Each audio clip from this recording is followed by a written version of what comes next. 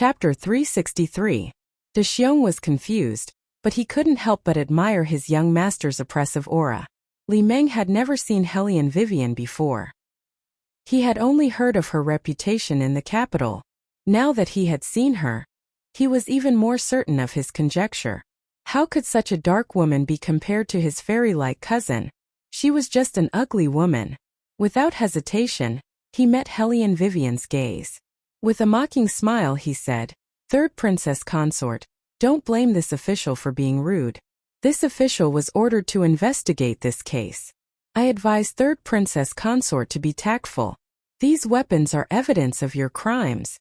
Hellion Vivian sneered in her heart. She didn't say anything but reached out to stop Xiaoqi. Li Meng saw that she didn't say anything and thought that she was guilty. His expression became even more smug. He waved his hand and said, "Come, put these people in chains and bring them back to the yamen." "Yes," 2 soldiers answered. They wanted to go forward and pull the little one up. Xiaoqi's expression was cold. He waved the wooden stick in his hand, but he didn't hit anyone. Those officers who wanted to get close to him were forced to take a step back. Their internal organs were in unbearable pain. In an instant, the 2 soldiers' expressions changed. They lay on the ground, cold sweat pouring down their foreheads. "Get more people here. You can't even deal with a child. You're really useless," Li Meng said fiercely. He didn't believe that this poor child could be so powerful. He would kill him with one stab. That soldier adjusted his official cap and hurriedly replied, "Yes." "Wait." Hellion Vivian smiled at this moment. Her evil aura was cold. "No need to call for more people. We'll follow you to the yamen." For a moment, everyone wondered if there was something wrong with their ears. What was the Princess Consort thinking? De Xiong didn't understand either. His mouth was wide open. If he saw their young master being taken away, he would be laughed at by his brothers. But there were only a few hundred Lulu. He could beat them all by himself. Was it his imagination? Why did he feel that the young master was deliberately going along with the other party today? No one could understand why Hellion Vivian would do such a thing. But the little 7th prince, who was born in the palace, knew clearly. If he went to prison and his imperial grandfather found out, none of these people would be able to escape. Grandpa Emperor might not be so angry after a few simple checks. But if the commotion was too big, then it would be a different story. Humph! She dared to disturb his training and bully 3rd sister-in-law. See if 3rd brother doesn't skin these people alive when he comes. However, he did not know if there was any food in the prison. He was so angry with these people that he was hungry. It was very unlucky. As little 7 thought about it, he put away the wooden stick in his hand and stood behind Hellion Vivian with a solemn expression. That kind of aura made the soldiers tremble when they put the handcuffs on him. How was this a child? This was clearly a tiger. It was as if it could bite him if he wasn't careful. Why did officially let them catch this kind of child? The soldiers were suffering unspeakably, but Li Ji did not know anything. From the beginning, he thought that little 7 was just a wild child in this village. No matter how powerful he was, he only knew some martial arts. How could he think of the royal family? However, the moment he brought little 7 back to the yamen, Beligaju received the news. Shadow knelt on one knee in the palace and told him about how the little 7th prince was bullied. Nangonglai laughed. "Little 7 can be bullied? Which blind fool did that?" Beligaju put down the letters in his hand and said slowly, "Who bullied him? Let little 7 take his life." "And the 3rd Princess Consort?" Shadow thought for a while and told him everything in detail, including the incident where Hellion Weiwei was taken away. He watched as his master's face slowly darkened, and in the end, his voice went silent. Bailey Jiaju still maintained his previous sitting posture, indolent yet noble. Only, that pair of eyes that were as indifferent as ice suddenly soared with a touch of stifling depth. Then there was a cracking sound. The luminous pearl on the desk cracked into a deep crack. Anning suddenly held his breath. He knew that this time His Highness was really angry. Beligaju stood up. His eyes were like ice pools. The usual elegance had now turned into the most frightening evil aura. It was a cold smile that made people shiver from the bottom of their hearts, as if it could seep into the bones of others. "Go and investigate." No matter who they are, as long as they are related to this matter, bring them all to me. Shadow respectfully answered and immediately left. This time, the person who made a move on the princess consort had touched his master's reverse scale. The other party was indeed a fool. Of all people to arrest, they just had to arrest the princess consort and the little seventh prince together. Even if the third prince didn't say anything, the retired emperor would probably feel very distressed. Beligaju had always been ruthless, but he didn't think that there was anyone who could really deal with Hellion Vivian. After thinking about it for a while, he understood what was going on.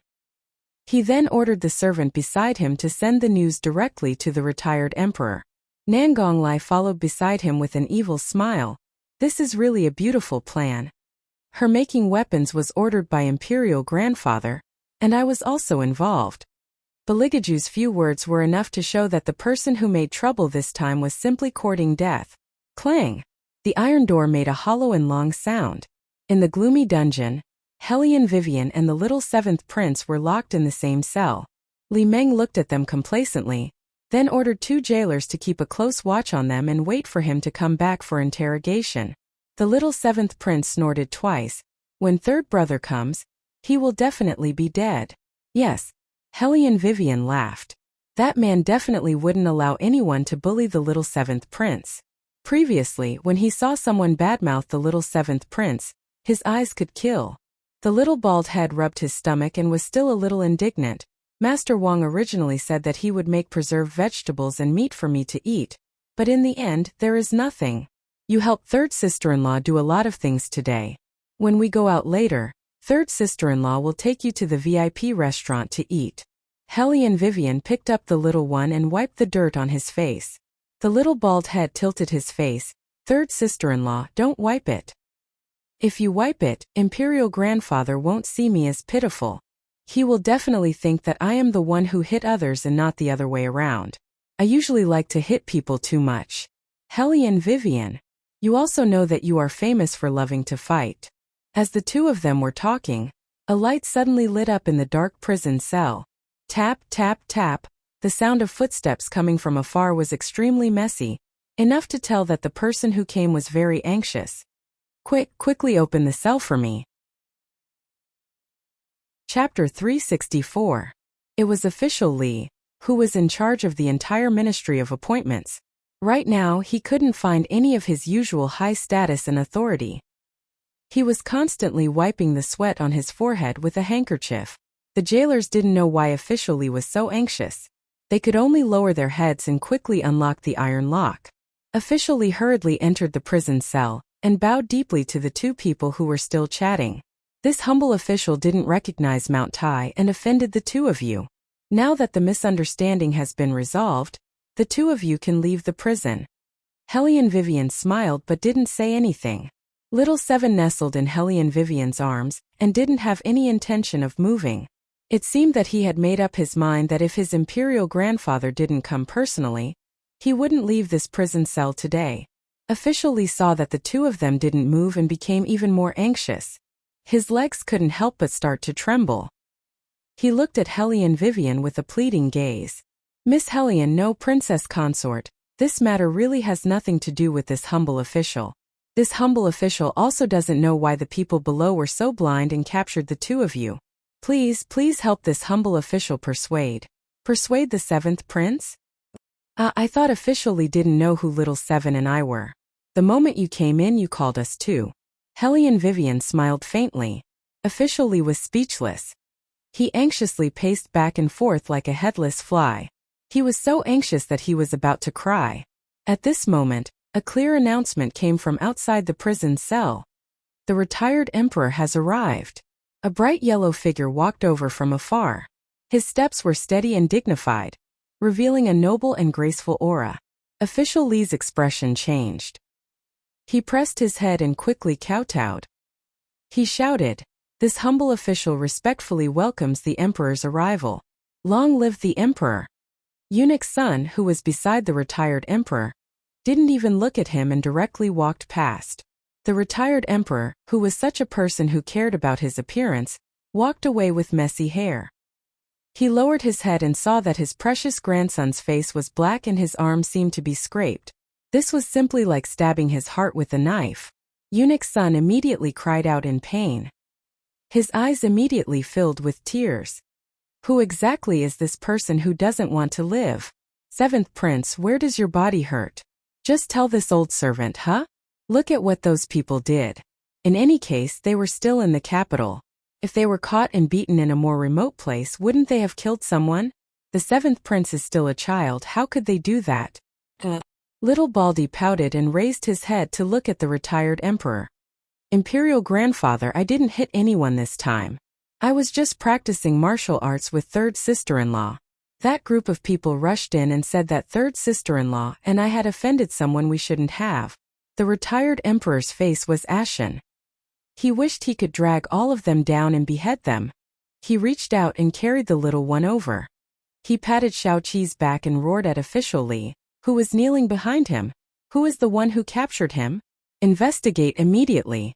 If you can't find out, I'll kill you directly. Mr. Li was so scared that he trembled and immediately rushed out. When he rushed to the door, he saw Baligaju walking in. Third royal family. Official Li curled his fingers and instinctively wanted to run away.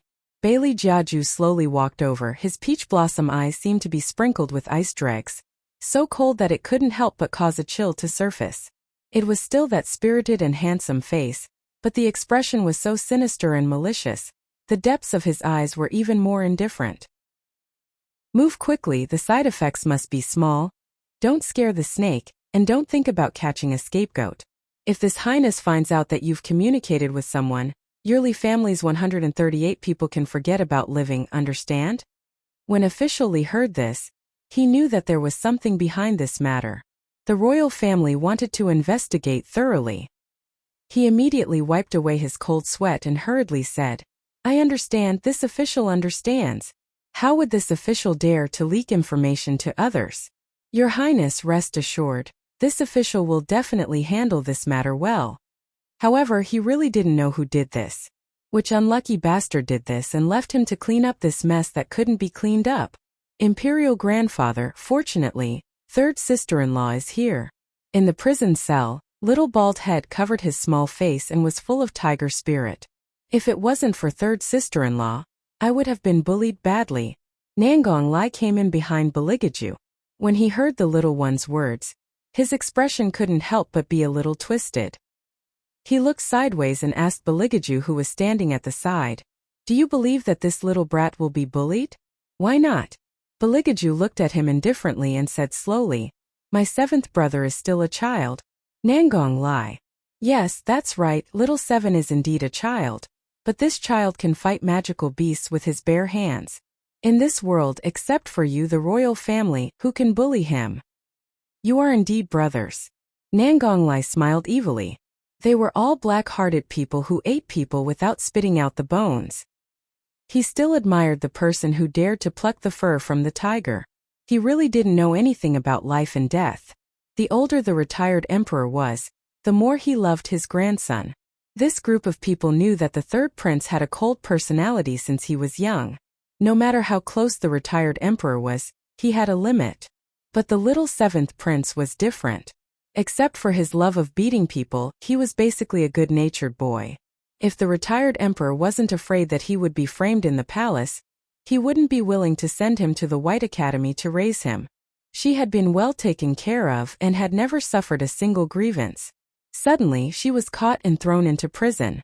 It would be strange if the retired emperor wasn't angry. Besides, this batch of weapons was secretly made by Hellion Vivian. Yesterday, he just received the news that it was almost completed.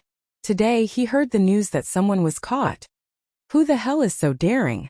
The retired emperor turned his head and said to Baligaju, Aju, go and investigate. Whoever you find, arrest him for me. Don't be considerate. Okay. Bailey Jiaju's voice was faint as he hummed in agreement, but his eyes were on Hellion Weiwei's body.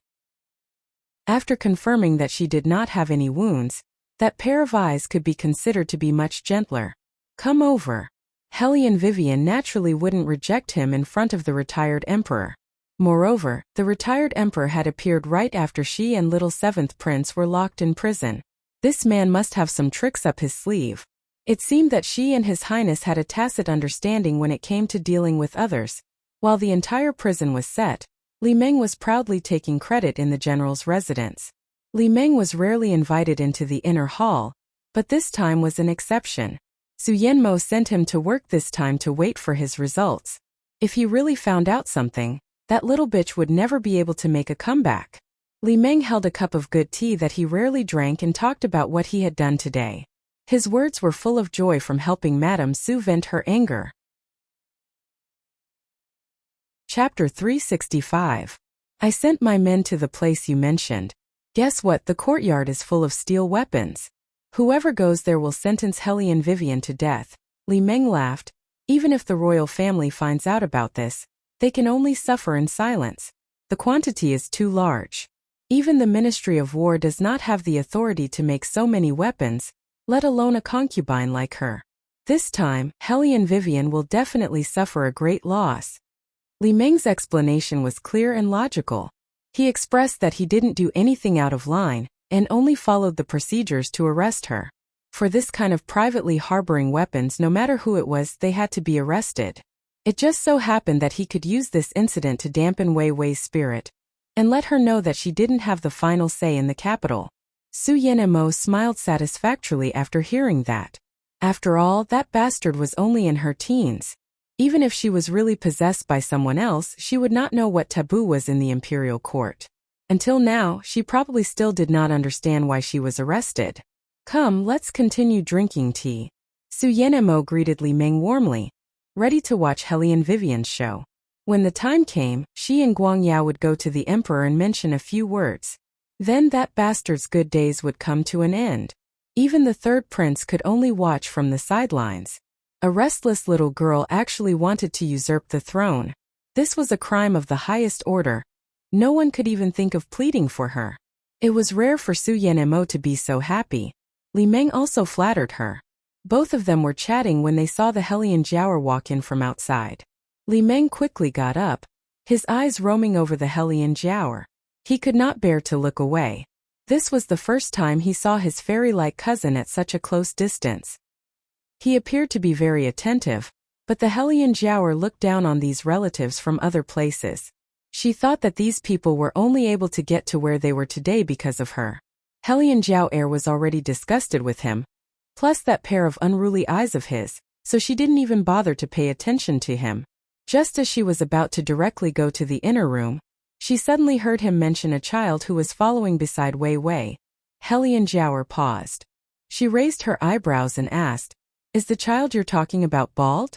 When Li Meng saw that his fairy-like cousin was talking to him, his face immediately lit up. Yes, that's him. He's just a baldy who doesn't know the rules at all. It's true that the barren hills and turbulent rivers give birth to crafty people. Even a country bumpkin is so crafty, protecting that Hellion Vivian at every turn. I've locked him up in prison together with her. Hearing this, Hellion Jiaoer's expression suddenly changed. Say that again. What did you do to him? Yes, I did. That little baldy started the trouble, so I caught him too. Li Ji didn't think it was a big deal. Su Yanmo didn't care either. So be it. He's just a poor kid who follows a blacksmith around. When the time comes, we'll just give him some benefits and let him go. Mother, that's not a poor kid. Hellion Jiaoer's fingers trembled. I don't know if I'm right, but I keep thinking that it's the seventh prince. Su Yanmo's heart skipped a beat. She said with some hope, That's impossible. Why would the seventh prince appear in such a place? Mother, you don't know. That Hellion Vivian somehow got the seventh prince to follow her around since they were in school. This time, he must have followed Hellion Vivian to that courtyard house. Hellion Jiaoer's expression became uglier the more she thought about it. Li Meng broke out in cold sweat. Seventh prince? He caught the seventh prince. It was as if something in his brain had snapped. Li Meng fell heavily on the wooden chair, the teacup in his hand falling to the ground. He was dumbfounded. Catching Hellion Vivian was different from catching the seventh prince. Who was the seventh prince? He was the third prince's younger brother, the retired emperor's favorite grandson. A year ago, he was the one who made all the ministers in the capital cry for their parents. How did he bump into the little demon king, who had not been seen for more than a year? If he caught the seventh prince, not to mention Madame Su, even Prime Minister Su would be in trouble. He had to leave. Yes, he had to leave the capital as soon as possible. Su Yanmo glanced at Li Meng. She was a little flustered. How could he be so stupid as to catch the seventh prince? If they were caught by following the vine to the melon, who knew what kind of disaster they would spit out? Su Yanmo clenched her fists. Her mind was spinning fast. In the blink of an eye, she came up with an idea. Hellion Vivian made such a large amount of weapons privately. It is a serious crime. Even if the seventh prince is here, she is still guilty. Li Meng nodded repeatedly. His face was still pale and flustered. He stammered, Madame Su, then what do you think I should do? Leave the city first. No matter what, she could not stay in the general's residence any longer. Su Yanmo stood up and warned, don't tell anyone that you've been here. You've misled people because you were enforcing the law. Don't be afraid if you're caught. Just say that you're thinking that someone has a rebellious heart, and that's why you led the soldiers to put them in jail. Remember, as long as you don't say anything, they won't do anything to you. You're a smart person, I don't need to spell it out clearly. I know, Madame Su. Don't worry, I won't say anything that shouldn't be said. Li Meng left immediately after he finished speaking. However, at this moment, Nangonglai had already received news. As a member of the priestly clan, he was better at taking the side door than others. He said, I've found out. That person is called Li Ji. He was transferred over from outside. Right now, people have already gone to his house to ambush him. When he appears, he will immediately be captured. Beligaju's mouth twitched. His surname is Li? Not Su. Nangonglai was stunned for a moment. If he could find out about Li Meng, he could naturally find out that he had some kinship with the Su family.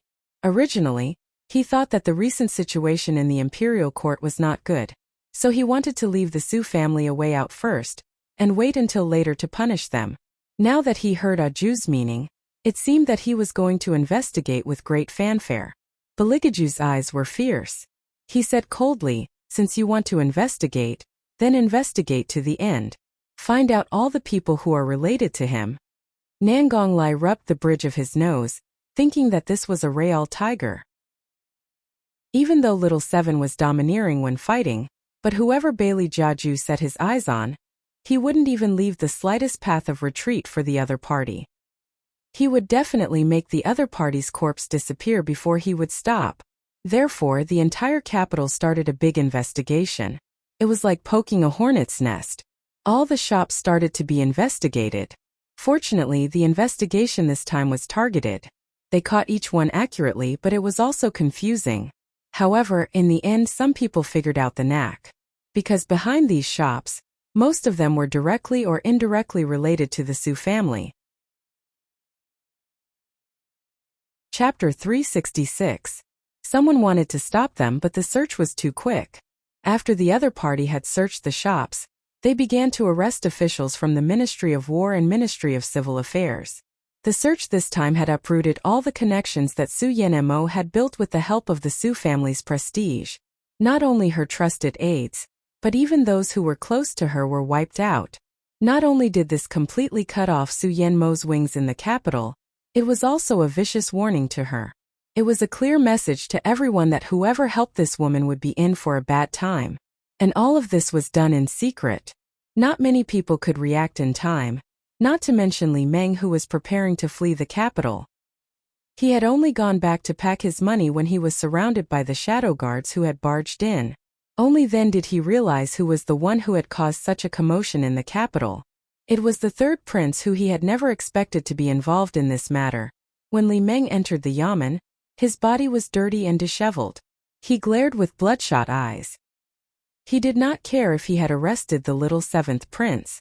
After listening to Madame Su's words, he insisted that Hellion Vivian wanted to usurp the throne and push the main responsibility to Hellion Vivian. At this moment, His Highness was standing in the dark of the interrogation room, listening to Li Meng's words with cold eyes. Li Meng did not realize the danger he was in. The shackles on his hands rattled as he moved. I was only following orders. Hellion Vivian committed such a serious crime. How could I have arrested the wrong person? Tap. Bailey Jiaju strode out with his long legs and slowly walked out from the shadows. His gaze was very indifferent and his thin lips seemed to carry a smile as he raised them up. What did you say? Li Meng suddenly paused. His scalp was numb and he did not dare to move. He only shouted, "Royal." Before he could say anything, Baligaju suddenly stretched out a long and colorless hand.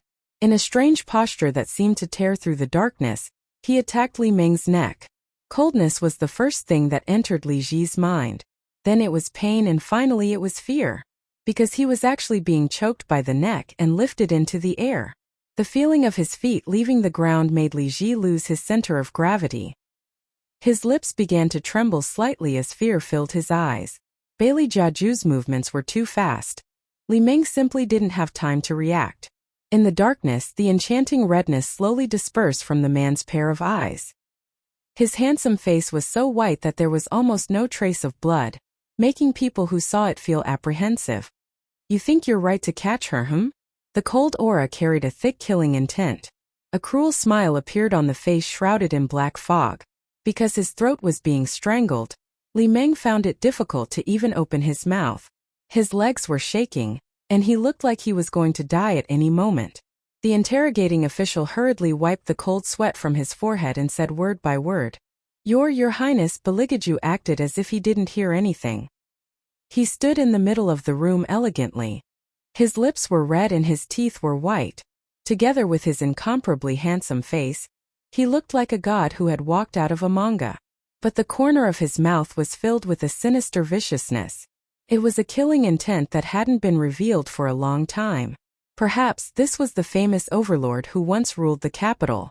At this time, Baligaju only had one thought in his mind. Kill this stupid human. His bloodthirsty eyes were covered with anger. His voice was cold as the judgment of hell. This Highness precious prey, is he someone you can touch? His 10 ivory fingers were as strong as white jade. With a cruel and irresistible force, he tightly gripped Li Ji's neck. He couldn't move at all. Li Ji's face was twisted and he was out of breath. He was so pale that he didn't look human. Hellion Vivian frowned as she watched from the side. This won't do. If His Highness kills someone here, it'll be difficult to explain. Moreover, this person had to be kept alive to lure out the people behind him. Thinking of this, Hellion Vivian turned around and reached out from behind Baligaju.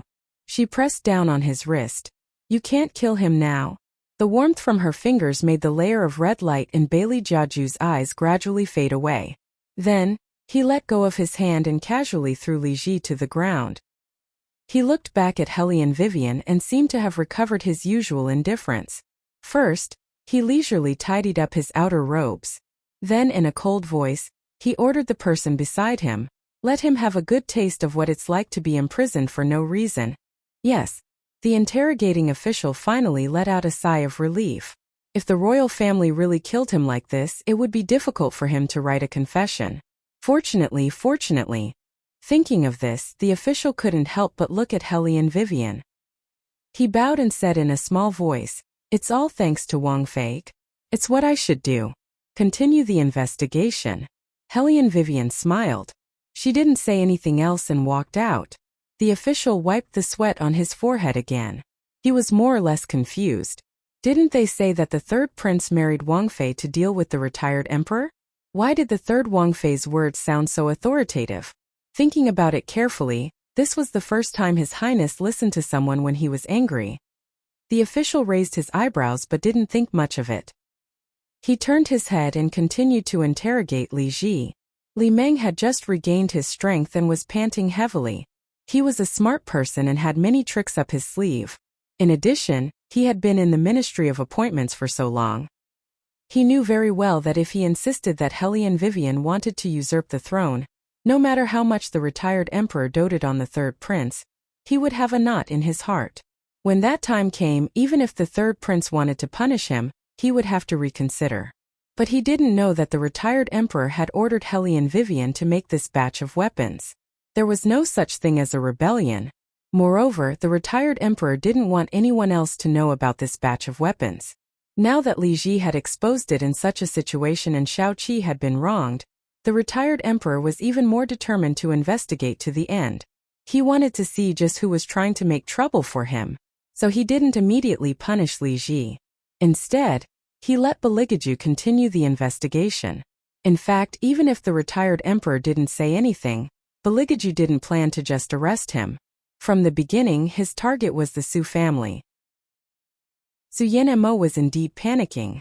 After hearing the news that Li Ji had been arrested, she started to fidget. She cursed Li Ji in her heart for being rash. She anxiously paced back and forth in the hall. No, she had to strike first. She knew that this was a serious matter. Now the only way was to exaggerate Helian Weiwei's crime and spread it out. Chapter 367. She couldn't participate in the politics of the imperial court. Only Helian Guangyao and her father could. Her father's recent deployment in Jiangnan was problematic, so he could not speak at this time. Helian Guangyao was also busy with the Helian family recently, so he could not be involved. It seemed that only the empress could speak at this time. Su Yanmo's mind was active. She thought for a while and made up her mind. She shouted outside, "Come, change clothes and enter the palace." It was troublesome to enter the palace. However, Su Yanmo and Empress Morong had a good relationship. Before they were married, they were together, thinking about how to scheme against Helian Vivian's mother. Recently, Empress Morong's heart was very sullen. Her own younger brother was arrested, but as the empress, she could not say a word. She already hated Bailey Jiaju in her heart. She could not wait to completely eradicate this little bastard. Her brother asked her to wait, but how could she wait? Her son was ranked 5th. He was good in both civil and military matters, but he was not favored. The emperor liked him, but what was the use of liking him? Everyone in the world knew that as long as the retired emperor did not delegate power, the throne would not be decided by the emperor.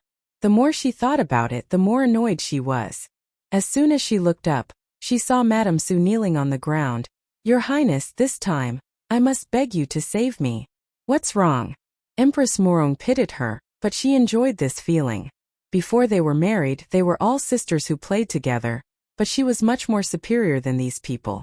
However, when she thought about it carefully, that bitch Helian had never knelt before her.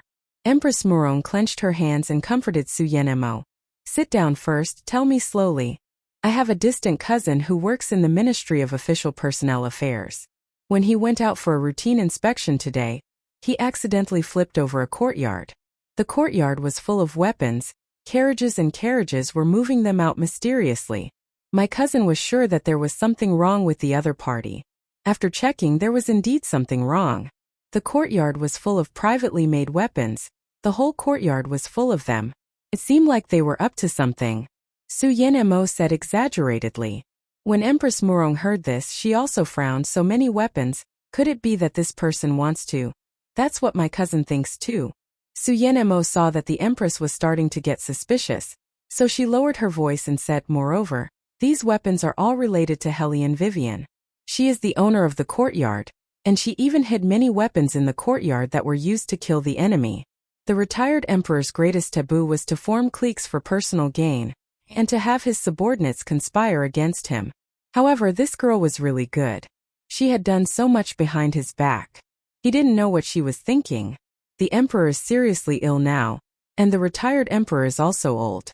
I think some people can't wait any longer, so they made such a big circle. At this point, Su Yanmo paused, leaving the rest for Empress Morong to think about. She understood Empress Morong's thoughts. She wanted her own son to inherit the throne, but there was still the third prince standing in the way. Even without the third prince, the retired emperor still favored the 7th prince. Therefore, Empress Morong couldn't wait to sweep the 2 bastards left behind by the previous empress out of the palace. This time, if Helian Vivian's actions were to be blown out of proportion, Baligaju would definitely be dragged down as well. It was impossible for Empress Morong not to do such a good thing. If she didn't do it, then the person who would lose the throne would be his 5th prince. As expected, Empress Morong's expression changed abruptly. "This is nonsense. What are weapons? Even the Ministry of War wants to control the production. You're right, one Helian Vivian doesn't have the ability to do so. Third prince must be involved in this." I'm going to find someone to seal up that courtyard now. Don't worry, Empress. Seeing that the time was right, Su Yanmo said directly, that cousin of mine has recklessly arrested them. They are now in the prison cell, waiting to be interrogated. Those weapons have also been transferred to the Ministry of Official Personnel Affairs. It's really a case of caught red-handed. Well done. In her heart, Empress Murong had already determined that Bailey Jiaju made these weapons in order to seize the throne. Now that she heard the words caught red-handed, her mind was filled with thoughts of how to report Bailey Jiaju to the retired emperor later, so that that little bastard would never be arrogant again. Su Yanmo bit her lip and said, but when he was arresting people, he accidentally took the little seventh prince away too. Empress Murong paused and said in shock, what did you say? At that time the little seventh prince was also there. He didn't know who the little seventh prince was, so he thought that the little seventh prince was a child brought by a blacksmith. Furthermore, the little seventh prince kept obstructing my cousin's investigation, so he brought him back to the yamen. However, my cousin knew his limits and didn't hit anyone.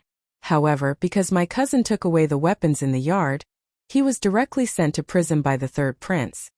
Su Yanmo observed the empress's expression as she said, the retired emperor probably doesn't know about this yet. The third prince turned the entire Beijing upside down just to catch my cousin.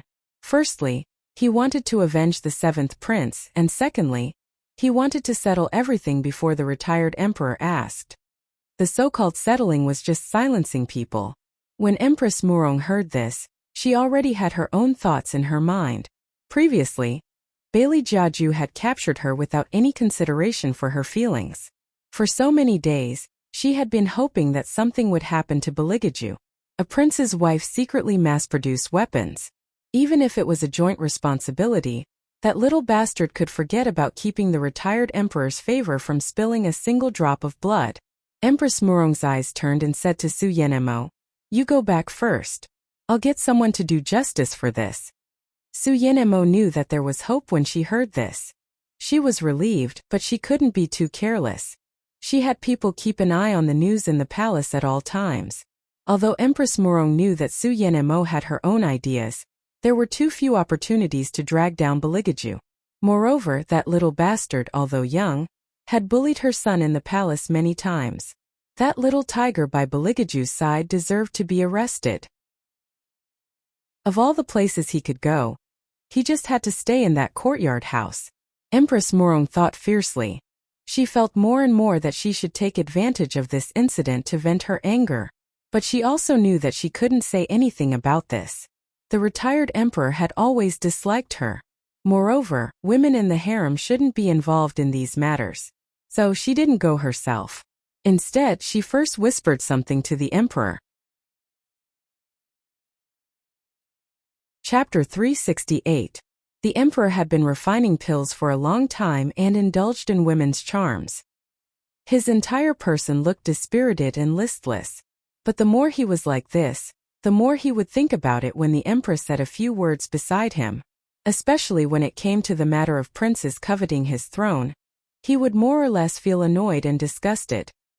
He didn't investigate further. After listening to Empress Murong's words, he directly went to the retired emperor's study.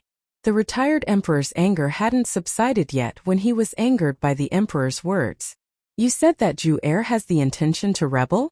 He wants to fight for your throne? Shaoqi didn't go anywhere, but he didn't listen and went outside the village. That's why he was caught. The emperor was mediocre and had a weak personality.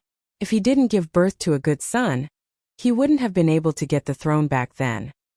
He also knew why the retired emperor helped him to the throne, but they were both his sons. He was most afraid of his imperial father in his life. Even after he became the emperor, this didn't change. He would hide if he could. If today's matter wasn't so serious, he wouldn't have come to see the retired emperor. It was a matter of thinking for a while, but it was another matter when he actually met the retired emperor. After hearing the retired emperor's words, he couldn't even speak properly. That's not what I meant. What I meant was that Li Meng was too reckless. However, this matter can't be entirely blamed on him. Third brother had such a weapon outside. Someone should investigate. Bang! Before the emperor could finish his words, The retired emperor slammed his hand on the table and stood up. He was exasperated with the retired emperor's failure to meet his expectations. Get out of here. Get out of here right now. When Eunuch's son heard the words "get lost," he knew that the retired emperor was really angry. When he raised his head, he saw the retired emperor again. He was holding his forehead and hurriedly supported his master. No matter how mediocre the emperor was, he wasn't insensible. Now that he saw the retired emperor so angry, he panicked and called out anxiously, "Imperial father, imperial father." The retired emperor waved his sleeves and pushed him away. He took a deep breath and regained his usual dignity. This son of his was the failure of his life. Even after becoming the emperor, he was still muddle-headed and listened to whatever was said. Now that things had come to this, he was actually speaking up for someone else. "Let me ask you, is little Seven your son?" The retired emperor's voice was filled with anger. "Your son was captured for no reason at all, and you're still speaking up for others. I don't think you're a soft-hearted person. You're just incompetent." The emperor didn't dare to reply to the retired emperor's words. His face turned pale. The retired emperor steadied his breathing and sneered. "You usually fiddle with those medicinal pills, and I don't care. Why did you think of asking about these things today? Tell me, did the empress you chose say something in your ear again? I just feel that the matter of this weapon is no small matter." The emperor licked his lips and explained, "I don't want to speak for anyone. I'm just worried that the third prince really has other thoughts." The retired emperor wanted to get angry again. If he had such thoughts, you would have been dragged down as the emperor a long time ago. For so many years, who was the one who blocked the outside? That's why the four great families didn't dare to act recklessly. If it was only you, our war dragon empire would have been lost long ago. You still have a place to refine pills? Your Majesty, you should give yourself some face. The emperor looked at the retired emperor's cold eyes and didn't dare to say anything more. However, the retired emperor didn't plan to let it go. He encouraged the emperor to say that Ju'er wasn't good. It was obvious that he wanted to frame Ju'er. He ordered someone to make this batch of weapons and asked that girl Wei Wei to make it. There were still some of his men guarding the courtyard. Under such circumstances, the news actually leaked out. Not to mention that his most beloved grandson had been captured. His third grandson had also suffered an unjust injustice. He originally thought that Ju'er's fanfare was a little too disrespectful to those old people's face. Now it seemed that these people couldn't wait for his two grandsons to die a horrible death. Good, really good. Eunuch's son, call the empress over. The retired emperor threw away the booklet in his hand. His eyes were as cold as ice, making all the eunuchs and palace maids standing in the palace shiver. When the empress heard that the retired emperor wanted her to go in, she looked at the emperor's pale face. Her heart immediately skipped a beat. However, she didn't know that those weapons were made by the retired emperor. She insisted that since Hellion Wei Wei had the guts to make so many weapons, then there must be someone supporting her behind the scenes. That's right, that girl Wei Wei does have someone behind her. The retired emperor looked at the empress who was desperately trying to convict Hellion Vivian and laughed coldly. That person is not anyone else, it's me. Well, what? The empress suddenly felt her legs go weak. Her previous arrogance was all gone. She hurriedly looked at the emperor. The emperor was also stunned in place. Things had already gone beyond their imagination. They had never expected that the batch of weapons was actually ordered by the retired emperor to be made. Go and show this idiot the secret memorial that I wrote earlier.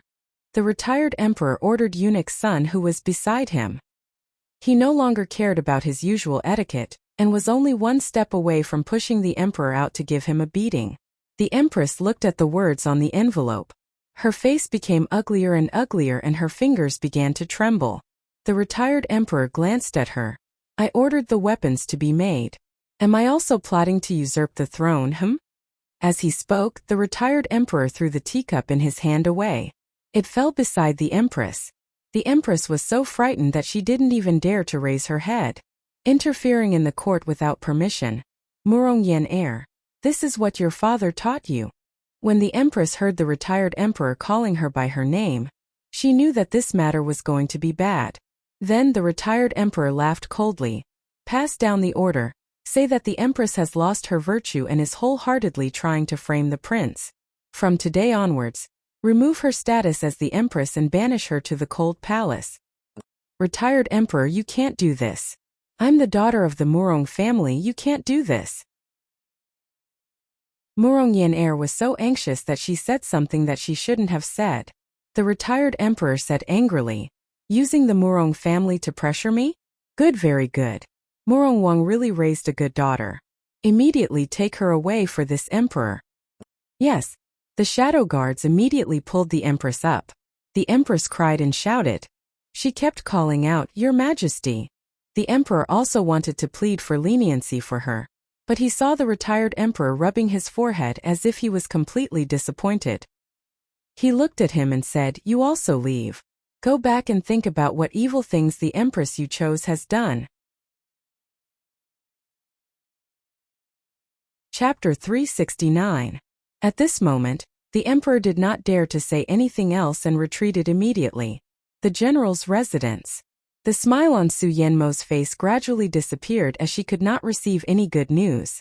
Logically speaking, the empress should have a result soon. However, until now she had not received any news at all. There was also no news from the people she sent out. Su Yanmo had a bad feeling in her heart, and her palms were full of cold sweat. At this moment, the steward who helped her out rushed in hastily with a flustered look on his face. "Master, our shops have been investigated, and all the officials who are related to us have been arrested." The steward was out of breath as he spoke. Su Yanmo felt as if a bolt of lightning had struck her. She hurriedly went out to ask around. Too many people had been arrested. Not only the few officials who were related to her, but even the forces that the Su family had planted were also investigated. Su Yanmo panicked. She was in a terrible fix as she searched everywhere for money to fill the hole. At the same time, she had to be careful not to be discovered. What made her even more anxious was that no matter how much money she offered, no one would help her. This was a situation that had never happened before. Su Yanmo thought that she could only rely on Helian Guangyao now. However, Helian Guangyao had not been back often during this period. However, he always had to give an excuse. Now, he only asked people to bring back a cold sentence. Sometimes he did not even say a word. She did not know what he was doing. Su Yanmo was very anxious. However, she could only watch as those people were arrested. There was no way she could do anything. Su Yanmo comforted herself that everything was not set in stone yet. According to Li Meng's character, he would not expose her. Even if she was really involved, Helian Vivian's crime was much more serious than hers. She did not have to worry so much. Su Yanmo did not know that her so-called crime did not exist at all. It was night in the prison. Li Meng had never suffered like this before. He thought that someone would get him out soon. However, half a day had passed and there was no news from the outside. Not only that, what made Li Meng even more unbearable was that he was not even allowed to drink a mouthful of water under the glaring light and no one spoke to him. Even when he was beaten up before, he was in a better state than this. An unprecedented sense of panic caused his forehead to be filled with cold sweat. "Young master, let's go in and beat him up again. It's too easy for that bastard to wait like this." De Xiong fiddled with his fingers in front of Helian Vivian indignantly. Helian Vivian smiled lightly. "Don't worry.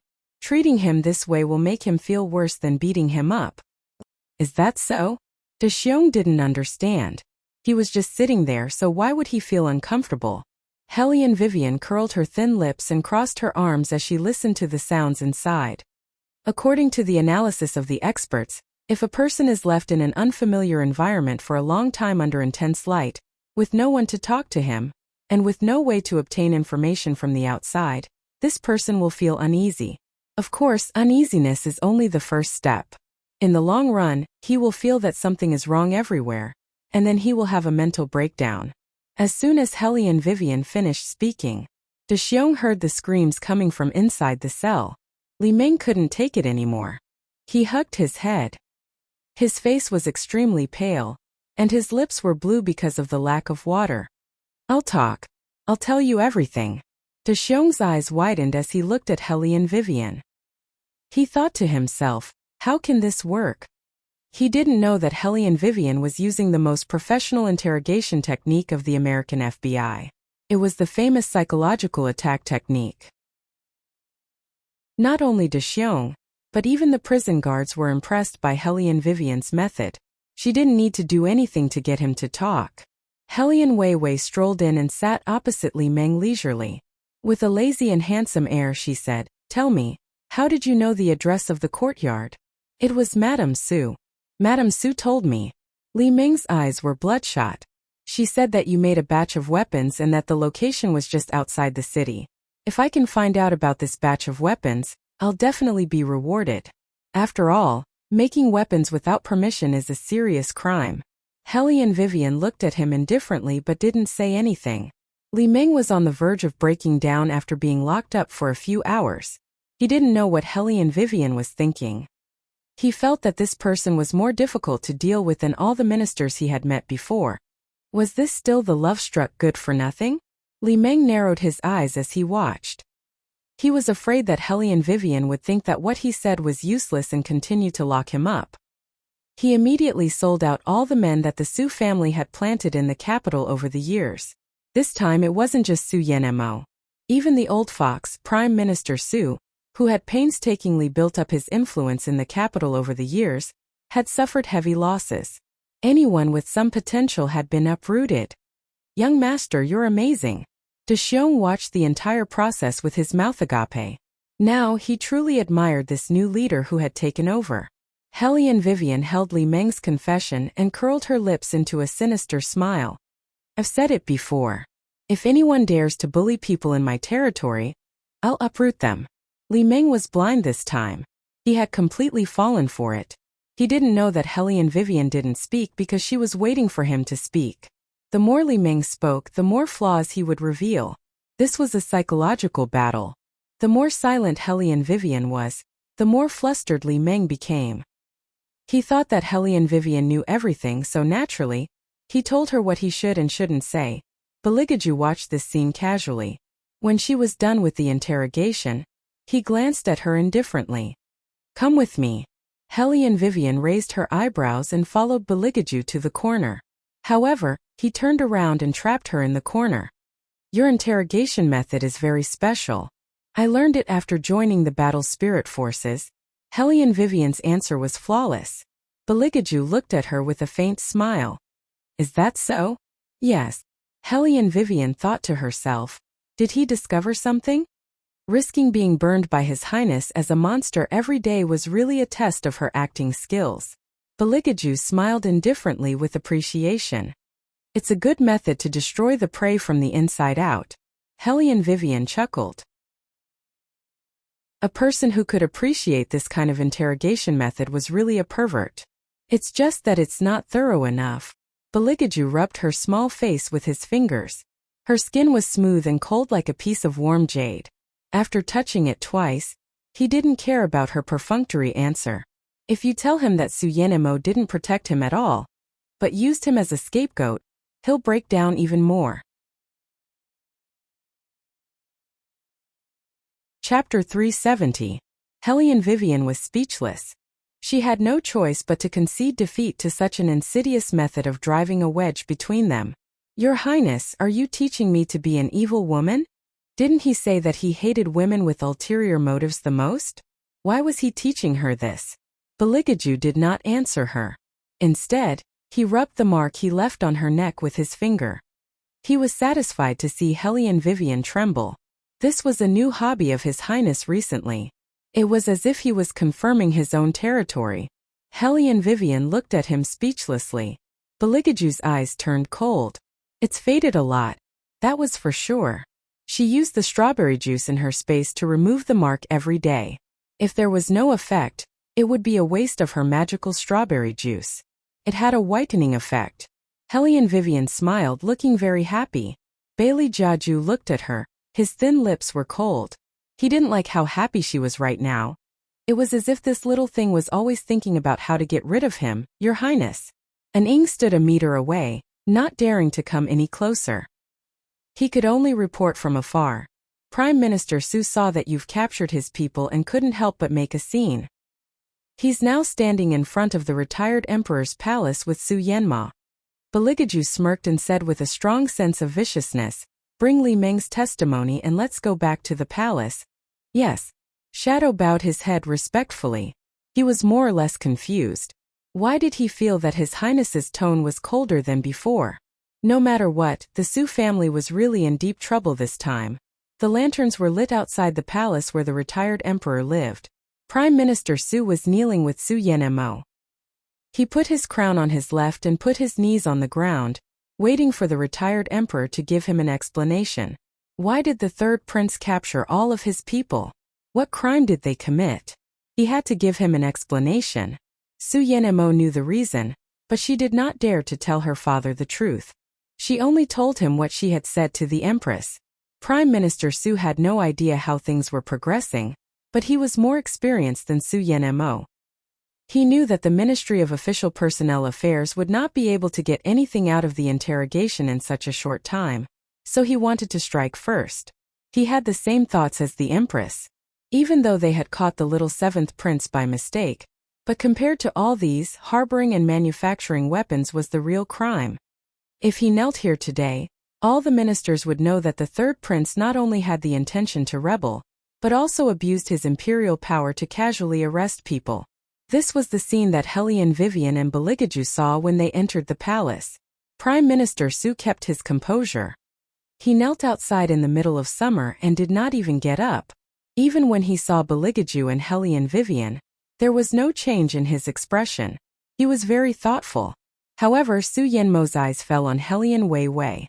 Back then, she had the chance to kill this little bastard, but she chose to keep this little bastard alive. Firstly, it was because the same blood flowed in her body as her mother's, so she might come in handy one day. Secondly, compared to killing her, she preferred to see this little bastard's downfall. Back then, she could not compare to that person in the Hellion family. Wherever that person was, she would never be able to make a name for herself. That person was the most pampered person in the capital since she was young. Everything she ate and used was the best. Even the emperor back then had to please her when he was young, but he was still willing to get what he wanted. Unlike them, they had to look at other people's faces. She had never made a name for herself because of that person. Fortunately, the heavens were fair and gave her a chance to get Hellion Guangyao. That young lady from an aristocratic family who was spoiled by men did not understand that sometimes, what men needed was to lower their tone and cooperate with the other party. Her dominance would only make men unfaithful. How could she bear to give up such a feeling of victory? Seeing that person's daughter live a life worse than a dog or a pig, despised by everyone, made her 100 times happier than killing that little bastard. It was just that.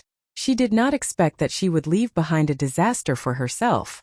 Su Yanmo looked regretfully at Hellion Vivian's back as she walked in front. Her hands that were hidden under her long sleeves slowly clenched. When she looked up, her face was full of certainty. The third prince's big move had already angered her father. Now that her father was kneeling outside like this, it was bound to cause a lot of discussion in the court. Now that it had come to this, even if the retired emperor wanted to turn a big problem into a small one, it would be impossible. He had to give the court officials an explanation, and this explanation was bound to abolish that little bastard's position as princess consort. Because the retired emperor wanted to protect his beloved grandson, the third prince, he had to push someone out to stop the public from talking. And this little bastard was the best tool. At that time, this little bastard would be abolished, and her Jiao heir would have another chance. Su Yanmo's calculations were very good, and the corners of her mouth rose. At this moment, the palace door opened. The retired emperor looked at the Su family's father and daughter, who were kneeling in front of the door expressionlessly. His voice was neither mild nor mild. "Dear official Su, you came to the palace at such a late hour and did not see me, but directly kneeled here. What is the meaning of this?" "I have no other choice, that's why I did this." Prime Minister Su kowtowed and raised his eyes to look at Bailey Jiaju. "Since this afternoon, the third prince has been secretly arresting many officials in the imperial court without telling you. Now that the situation outside is in chaos, I have no choice but to come here personally to see you." Bailey Jiaju's expression was indifferent as he listened to his words. That handsome and cold face did not have a trace of expression. If there was really something, it would probably only make people feel a trace of mockery. And as far as I know, the royal family is doing all this because Lord Li from the Ministry of Official Personnel Affairs investigated a courtyard house today. Prime Minister Su continued in a low voice. Not long ago, Lord Li received news that someone outside the city was buying large amounts of steel. Moreover, his actions were very strange, and it was suspected that he was secretly manufacturing large amounts of weapons. Without hesitation, he immediately went outside the city and seized countless weapons. However, because of his recklessness, he mistakenly arrested the little seventh prince and sent him to prison. He did not know the little seventh prince, and did not expect that the owner of the courtyard house was the third princess Consort, whom he could not afford to offend. Therefore, tragedy happened. He was arrested by the royal family and sent to prison.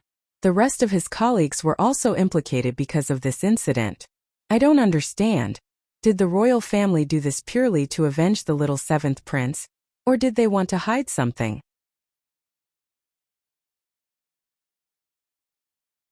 Chapter 371. Prime Minister Su's question caused the entire hall to fall into silence. The eunuchs and palace maids did not even dare to raise their heads.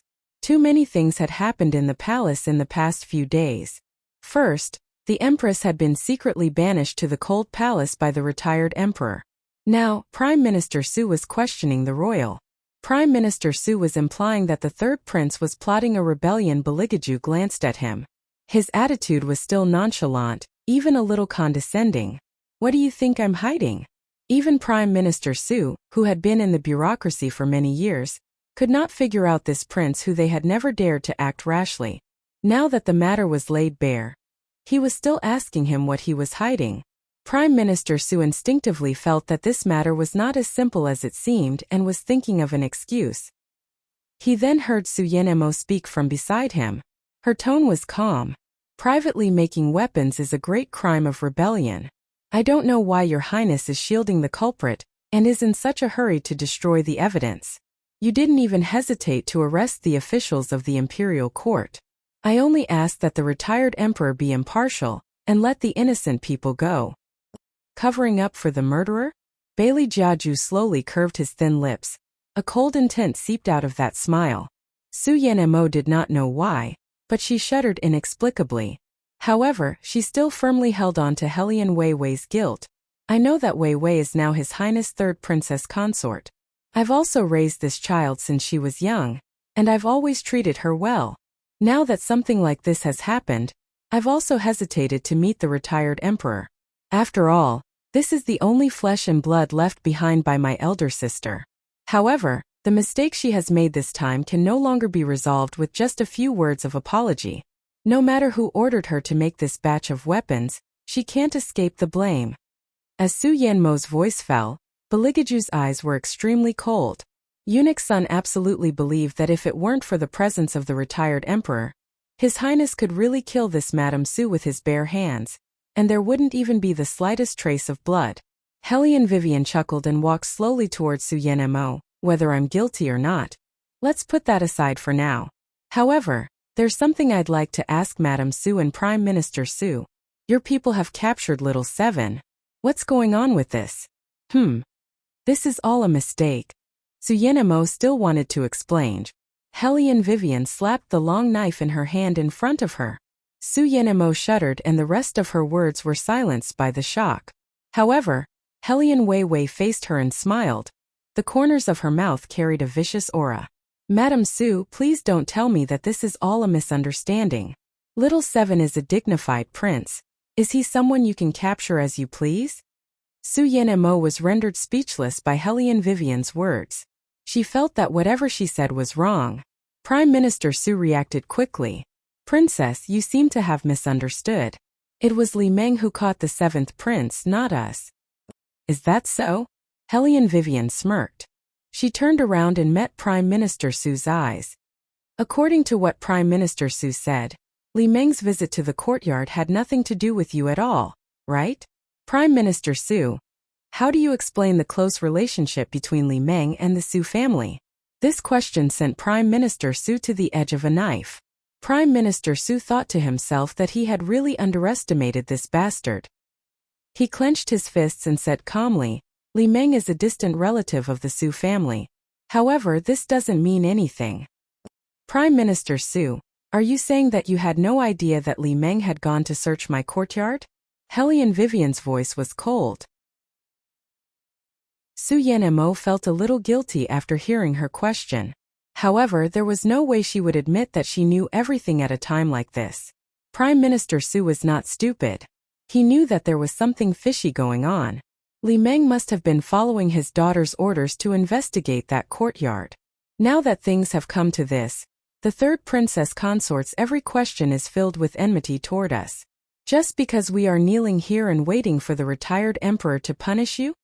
Prime Minister Su asked with a cold smile. He did not wait for Hellion Vivian to answer and turned to look at the retired emperor in high spirits. His voice was old and hoarse. There's no need to say anything else. It's all up to the retired emperor. Upon hearing this, Hellion Vivian laughed. I've always admired Prime Minister Su's ability to distort the truth since I was young. You said from the beginning that Li Meng had no idea that I was the owner of that courtyard when he barged in. Unfortunately, Li Meng has confessed everything. As she spoke, she took out the paper containing the confession. Here is a detailed record of how Li Meng discovered the courtyard house outside the city, and why he insisted on barging in despite knowing that it was my courtyard house, capturing people and stealing goods. Su Yanmo looked at the testimony and felt a little dizzy. She cursed Li Meng in her heart and the color on her face faded. She never thought that the other party would be unable to hold on so quickly. It had only been 4 to 6 hours. The confident Prime Minister Su started to panic. The situation seemed to be out of his control. Usually, when the Ministry of Official Personnel Affairs interrogated a prisoner, it would take at least 1 or 2 days before the results were out. How could it be so fast this time? Eunuch Sunday, the retired emperor, who had been silent all this while, finally spoke. However, his voice was deep and oppressive. Let Prime Minister Su see for himself what's written on it. Yes. Eunuch Sun accepted the order and brought the confession paper in front of Prime Minister Su. Prime Minister Su felt as if he had been slapped in the face in public. He did not even look at the paper and kowtowed loudly. Retired Emperor, no matter what the Su family does or sees, it's all for the sake of peace in the capital. That courtyard is just outside the city. If no one investigates it with so many weapons, it's only a matter of time before the safety of the retired emperor is threatened. Your humble servant may be so bold as to ask the third princess consort, what's the purpose of her privately mass-producing weapons? Prime Minister Su was very astute. In the end, he was trying to push the blame onto Hellion Wei. After all, they were outside the palace, and she could not possibly smooth things over in front of so many people. However, what he did not expect was that the person who answered him was the retired emperor. His voice was so cold that there was no warmth in it. The weapons that Hellion Vivian manufactured this time are mainly used to defend against foreign enemies. I personally ordered her to rush it. When he heard this, Prime Minister Su's legs had already turned to jelly. His old eyes shook violently. All his previous plans were overturned by this answer, and could not be put to any use. He had been an official for so many years, and this was the first time he tasted regret. His body was so stiff that he could not even move his fingers. Su Yanmo's face was completely pale. Her first reaction was, "It's over, it's all over."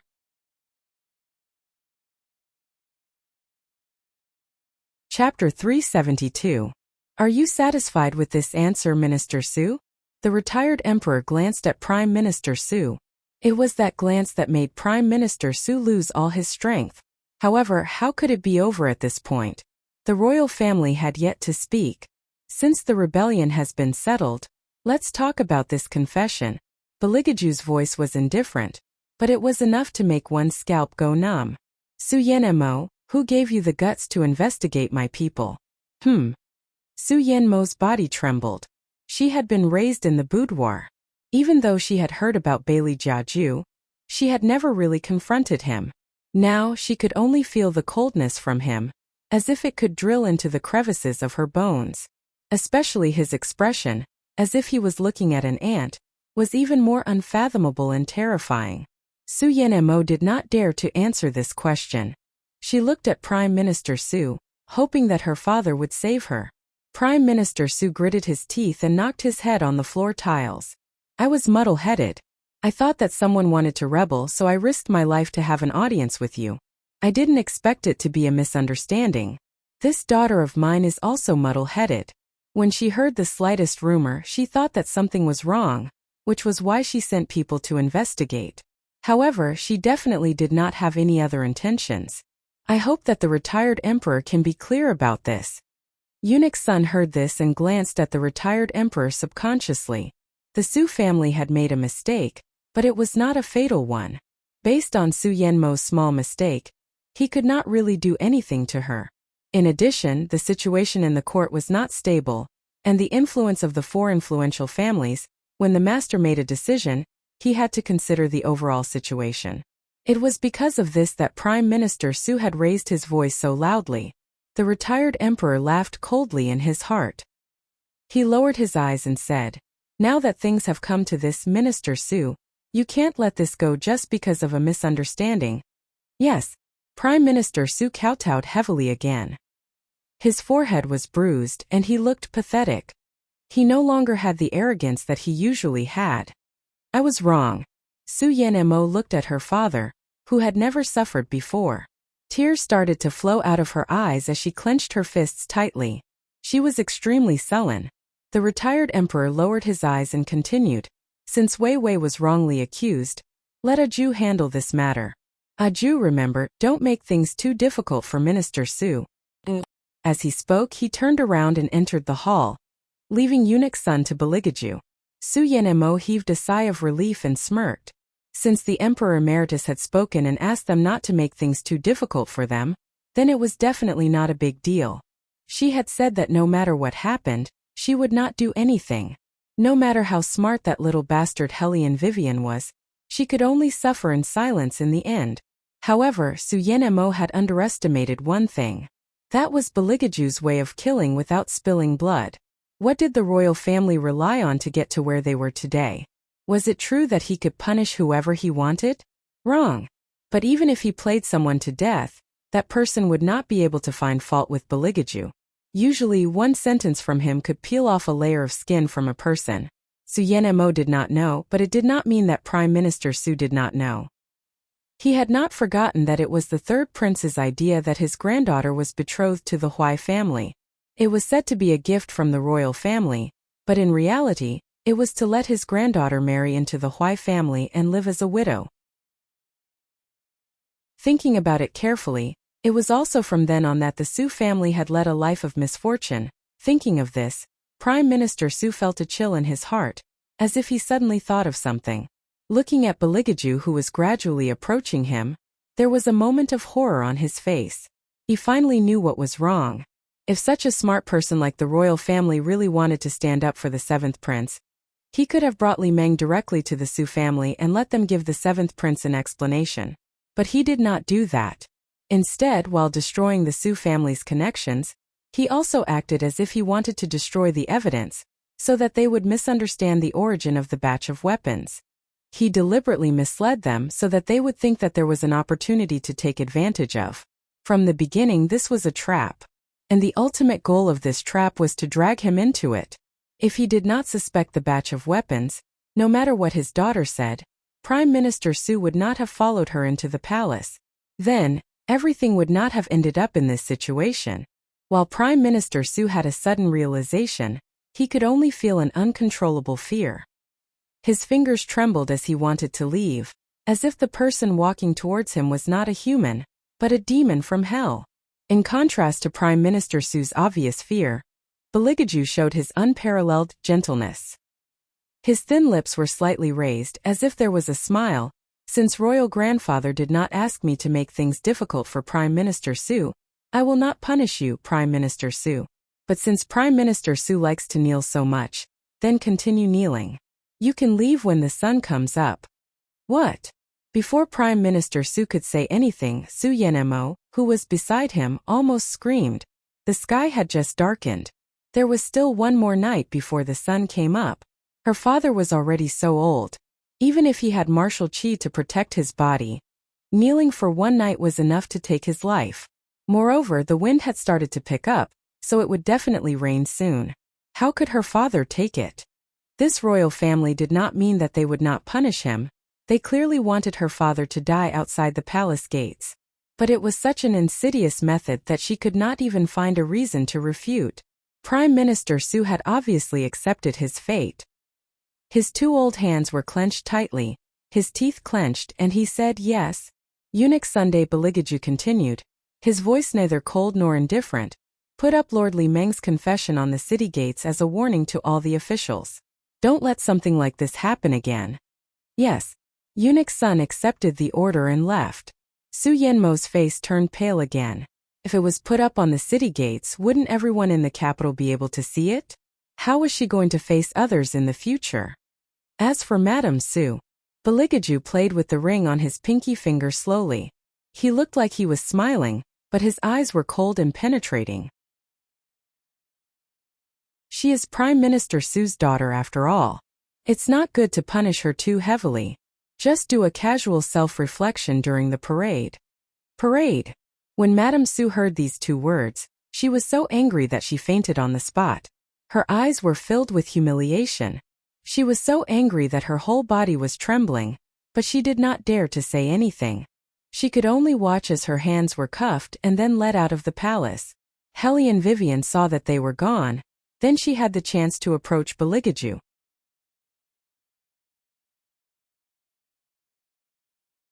Chapter 373.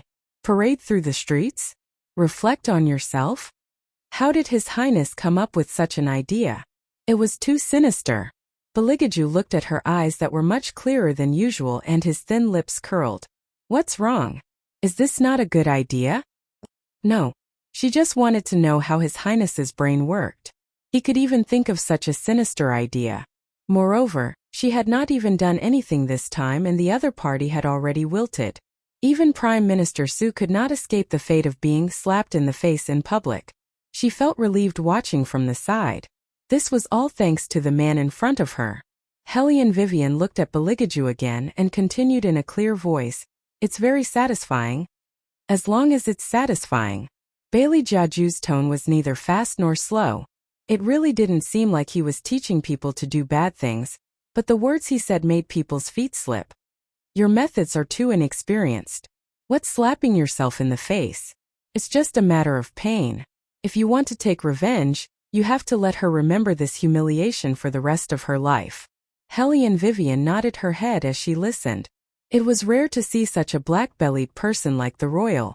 However, was it really a good idea for him to teach her so many tricks? Didn't he say that he hated women who were scheming and only liked innocence? Why did she always feel that His Highness did not follow the script? Baligaju glanced at his belongings, who were rarely obedient, and reached out to pull her over. There was a gentle smile on his lips. Hellion Vivian's mind was still stuck on the words just now. Naturally, she did not pay much attention to the man's actions and missed the faint smile on Baligaju's lips. People came and went in the old streets of the capital. Regardless of whether they were from noble families or ordinary people, they would all come to the streets at this time. Look, who's that? I think it's the madam of the general's residence. Someone in the crowd recognized Madame Su and shouted, "Let's go and have a look." Su Yanmo's left hand was fastened to the prison wagon, as she made a self-criticism in front of everyone. Hundreds of people were listening to her recitation below. Every word and sentence could be heard clearly in the huge chong and street, as if it was an echo. Everyone looked at her and laughed. Su Yanmo felt her face burning up. She did not need to touch it to know that it was boiling hot. She had never been humiliated like this in front of so many people in her life. It felt like she was being exposed in front of everyone. TSK, I really didn't expect that the dignified madam of the Hellion family would actually have such a vicious stepmother. Normally, seeing her abstain from meat and pray to Buddha, I really thought that she was a good person.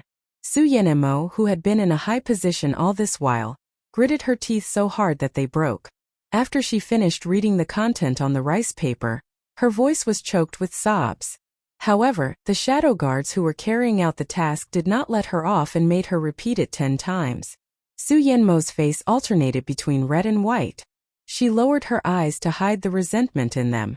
Even though she was unwilling, she could only bite her lip and continue to recite. Among the spectators, there was no lack of people from the Hellion family. Seeing Su Yanmo in such a state, they only felt that they had lost all face. Therefore, even after Su Yanmo had finished reciting her self-reflection 10 times, no one was willing to come and pick her up. Now, the people of the Hellion family were afraid that someone would find out that they were related to Su Yanmo. Everyone was hiding far away. Su Yanmo had no choice. In the past, she was always picked up when she went in and out of the house. This time, she could only lower her head and walk back to the general's residence on her own, while listening to the whispers around her. That feeling was even more unbearable than killing her. The Hellion Jiaoer, who was in Iyun restaurant, did not know what was going on. She was just composing a poem with the young ladies of the official family when suddenly, 2 people started pointing at her and gossiping. She could clearly feel that the gazes of the people around her had changed. That kind of mockery was mixed with shallow laughter, as if they were looking at a clown. The Hellion Jiaoer had not been having a good time recently. Seeing such a scene, she could not hold it in anymore.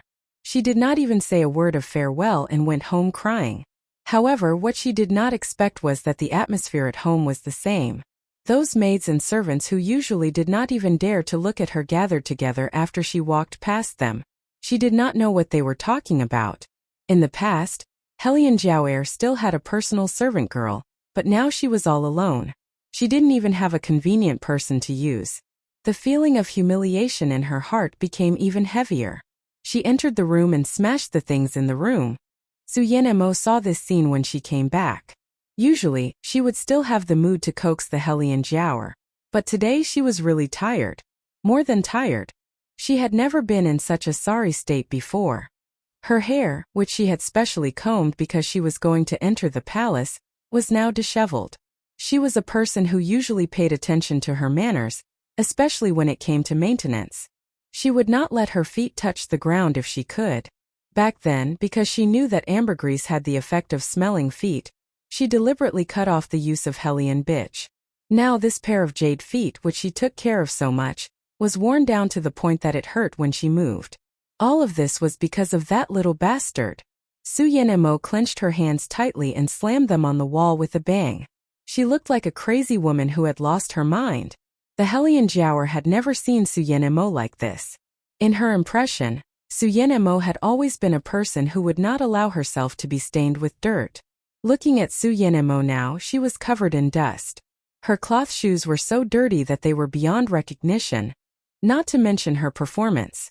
The Hellion Jiaoer instinctively felt repulsed. "Mother, what happened to you?" "Review. I've been doing a review on the streets all day." Su Yanmo lowered her hands. The Hellion Jiaoer could not believe what she had heard. "What did you say? What review? Didn't her mother and grandfather enter the palace to suppress that little bitch Hellion Vivian? Even if she had to do a review, it should be that little bitch. She had committed a serious crime of rebellion. What did it have to do with her mother?" Su Yanmo covered her face and told him everything that had happened. The Hellion Jiaoer finally understood why those people outside looked at her that way. Parade. She actually had a mother who paraded the streets. This was destined to be a disgrace to her. In the future, when people talked about her, they would definitely say, "Look at this person, she has a mother who paraded the streets." How could this happen? The Hellion Jiaoer shouted, "Didn't you say that everything would be foolproof? What happened in the end? You were actually dragged to a parade. Mother, have you ever thought about how I will face you in the future if you do this?" If it was in the past, Su Yanmo would have slapped Hellion Jiaoer for speaking to her like this. However, she only had one daughter now. She panicked and grabbed Hellion Jiaoer's hand.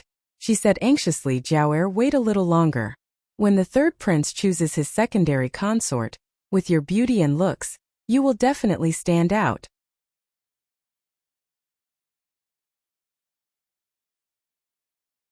Chapter 374. Will the third prince still choose a secondary consort? Hellion Jiaoer cried until her face was a mess. "Even if he does choose, will I still have a chance?" Su Yanmo took a deep breath and finally stabilized her emotions. She hurriedly replied, yes, yes. Have you forgotten? In our Dragon War Empire, if the crown prince is appointed, he must choose a woman who is outstanding in all aspects to assist him in his 20s. Even though Wei Wei, that vile spawn, had recovered her chi and wasn't as useless as before, that face of hers was still far from having the qualifications to be outstanding. Third prince was retired emperor's designated candidate to be the heir apparent. If he didn't choose a girl who was absolutely perfect, then he would have to give up that throne that was within reach. He will not be so stupid. Helian Jiao heard this and her eyes lit up with hope. But my reputation now, Jiao heir, remember, you are the phoenix girl chosen by the 4 great clans. Your bad reputation is only temporary. We will return all the humiliation to that bastard in the real selection ceremony. The more Madame Su spoke, the more vicious her expression became. Her fingers clenched so tightly that they sank into her palms. Helian Jiao was still crying. Then what should I do during this period of time? I will be gossiped about as soon as I go out. Those gossipy women, Madame Su scolded, but in her heart, she had the same thoughts as Helian Jiao. She lowered her eyes and said, let's go to Chengde and stay there for 2 days. Your grandfather still has a house there. The third prince is almost old, but there are still a few more days. We will come back when the capital is calm. Helian Jiao also thought that this was a good idea and nodded slightly. Madame Su stroked her beloved daughter's long hair, but the hatred in her eyes did not subside. After she comforted Helian Jiao, she wanted to give some money to the imperial palace so that they could think of a way to plead for Prime Minister Su. However, this time no one accepted her. Everyone refused to see her. Su Yanmo panicked and ordered the butler to look for Helian Guangyao. At this time, Helian Guangyao was in the small building with Lan Lian in his arms, drinking wine with the officials who had a good relationship with him. He saw someone coming in from outside. That person had never seen eye to eye with Helian Guangyao. Now that he saw how well Helian Guangyao was living, he was very surprised and opened his mouth. Brother Guangyao, don't tell me you still don't know? Helian Guangyao sneered, with a rather lofty attitude. What should I know? Your official wife Su Yanmo has just finished touring the streets? As the man spoke, he laughed. Your wife even read the letter of self-criticism. Quite a few people gathered around to watch the show. When the officials present heard the 2 words parade, they pricked up their ears.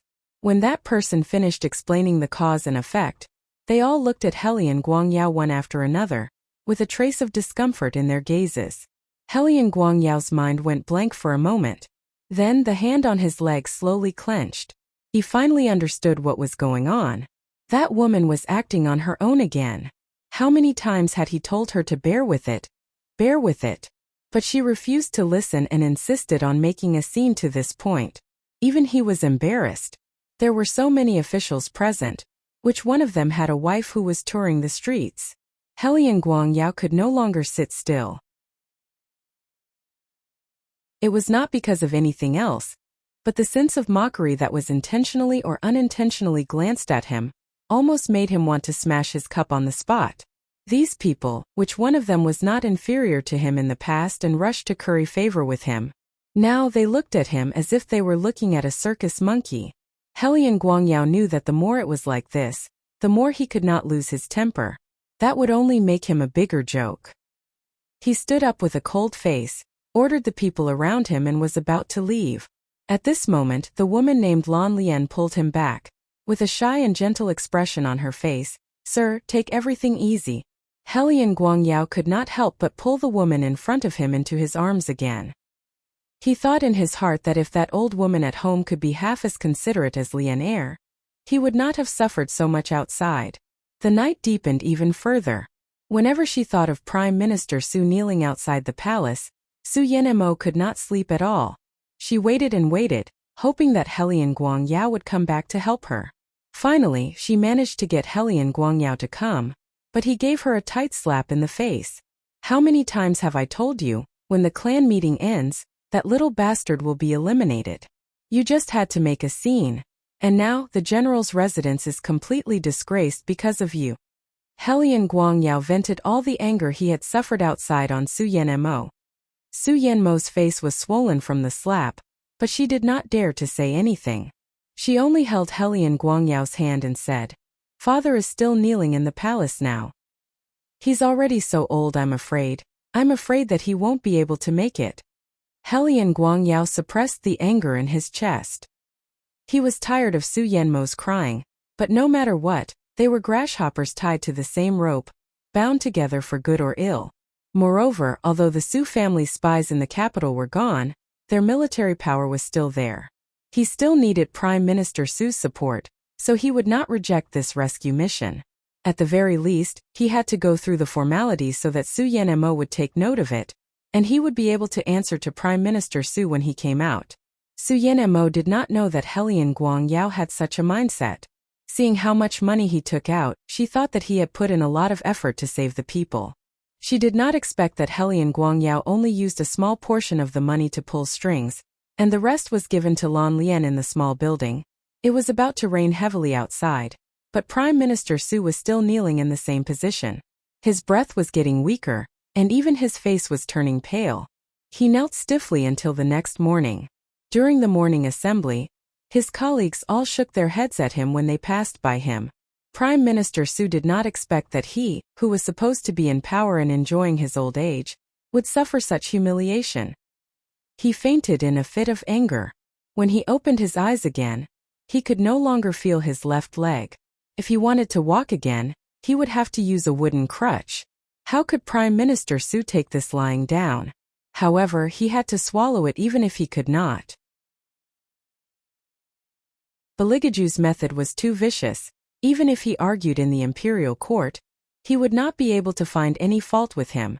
Even if he was aggrieved, he could only endure it. Helian Guangyao knew how to conduct himself. When he saw Prime Minister Su coming out, he went to the Su residence on the same day. Prime Minister Su looked at him and took a deep breath. "I have underestimated that girl of yours.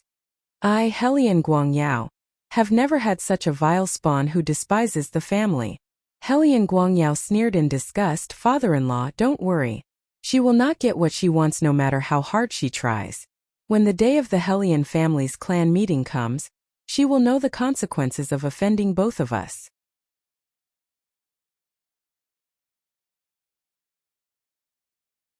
Chapter 375. Furthermore. Helian Guangyao paused for a moment.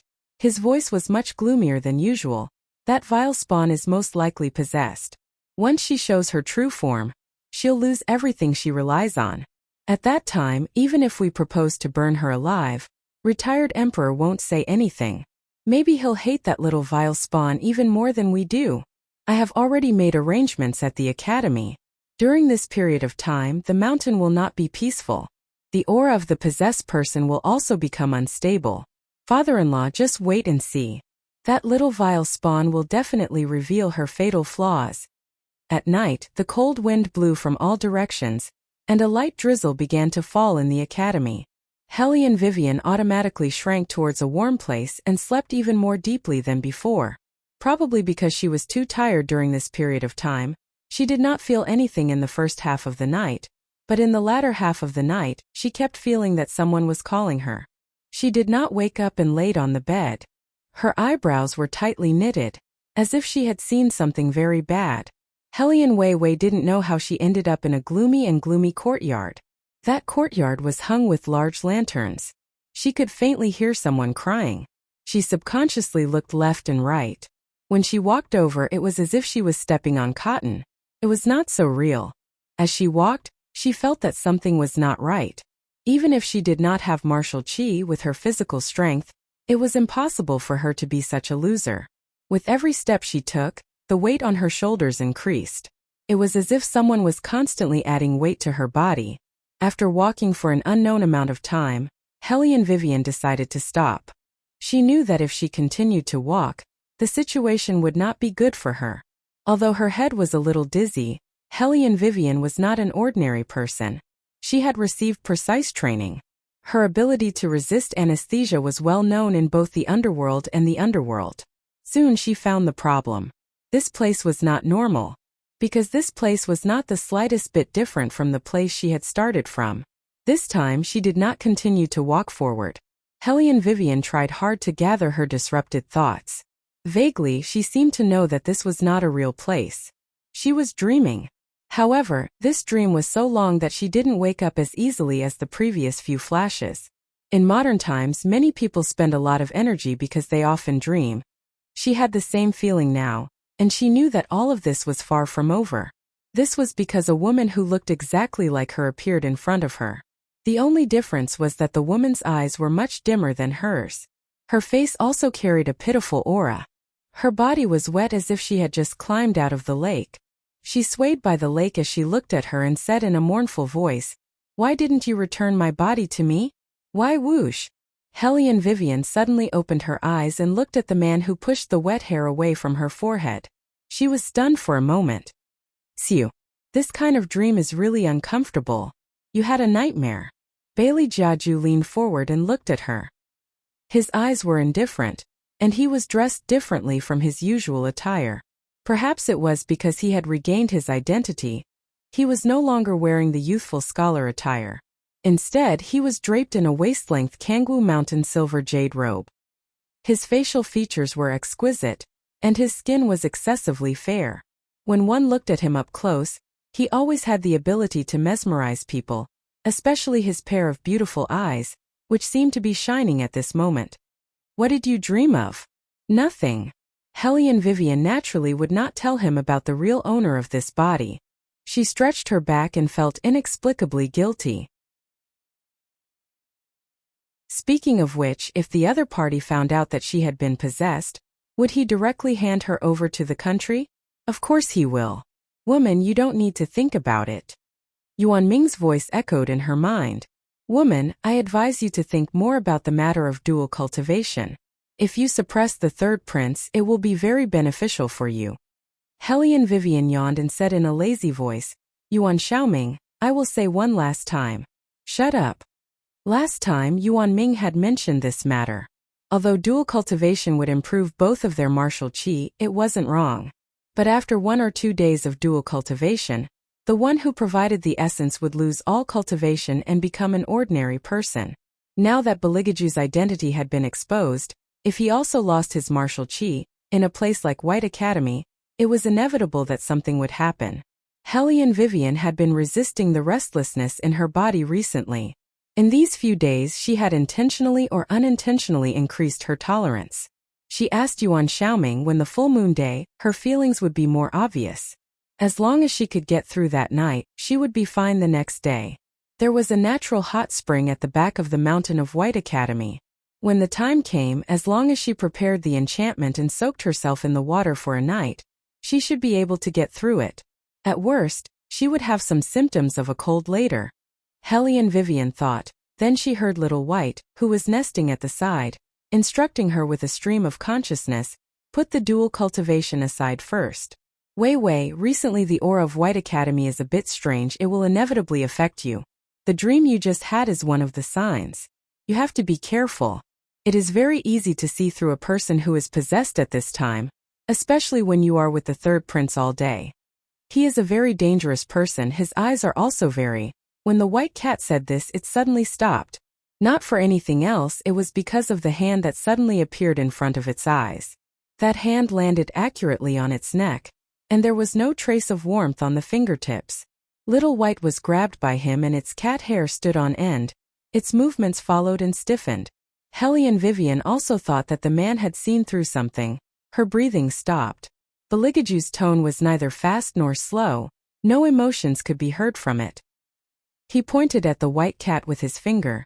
There was an absolutely unpleasant smile on his face. "Usually it sleeps here?" Hellion Wei sluggishly grunted and nodded her head. Then she heaved a sigh of relief.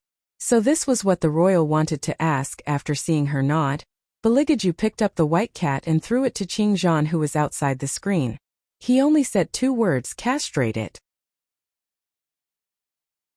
Comrade Little White, who had always been known as the most indifferent comrade in the world, was irritable. No matter what, it was still the prince of the cat clan. Although it was still in the form of an animal, it did not believe that this perverted man could not see through its identity with his eyesight. He did it on purpose. Hellion Vivian also did not immediately react. "Castrate it? Heavens, castrate! Did this mean that Little White would become extinct? Wait a minute. Hellion Vivian was anxious. She did not care whether the royal was obsessed with cleanliness. She directly pressed Beligaju's hand. You can't castrate it.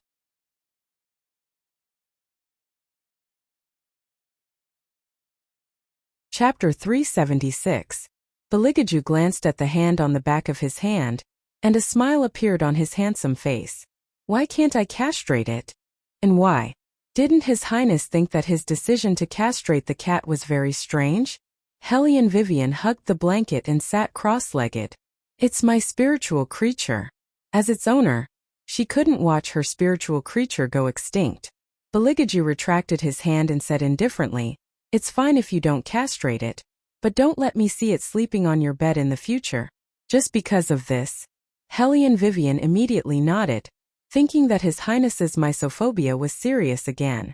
She had to keep Little White away from him in the future. Beligaju gently patted Little White's cat face with one hand, and then brought it out of the door. There was a faint smile on the man's face. If there's nothing, don't come out of the space casually, understand? Meow. As the cat prince, it only wanted to go to its master to seek comfort. Beligaju looked at it with a smile.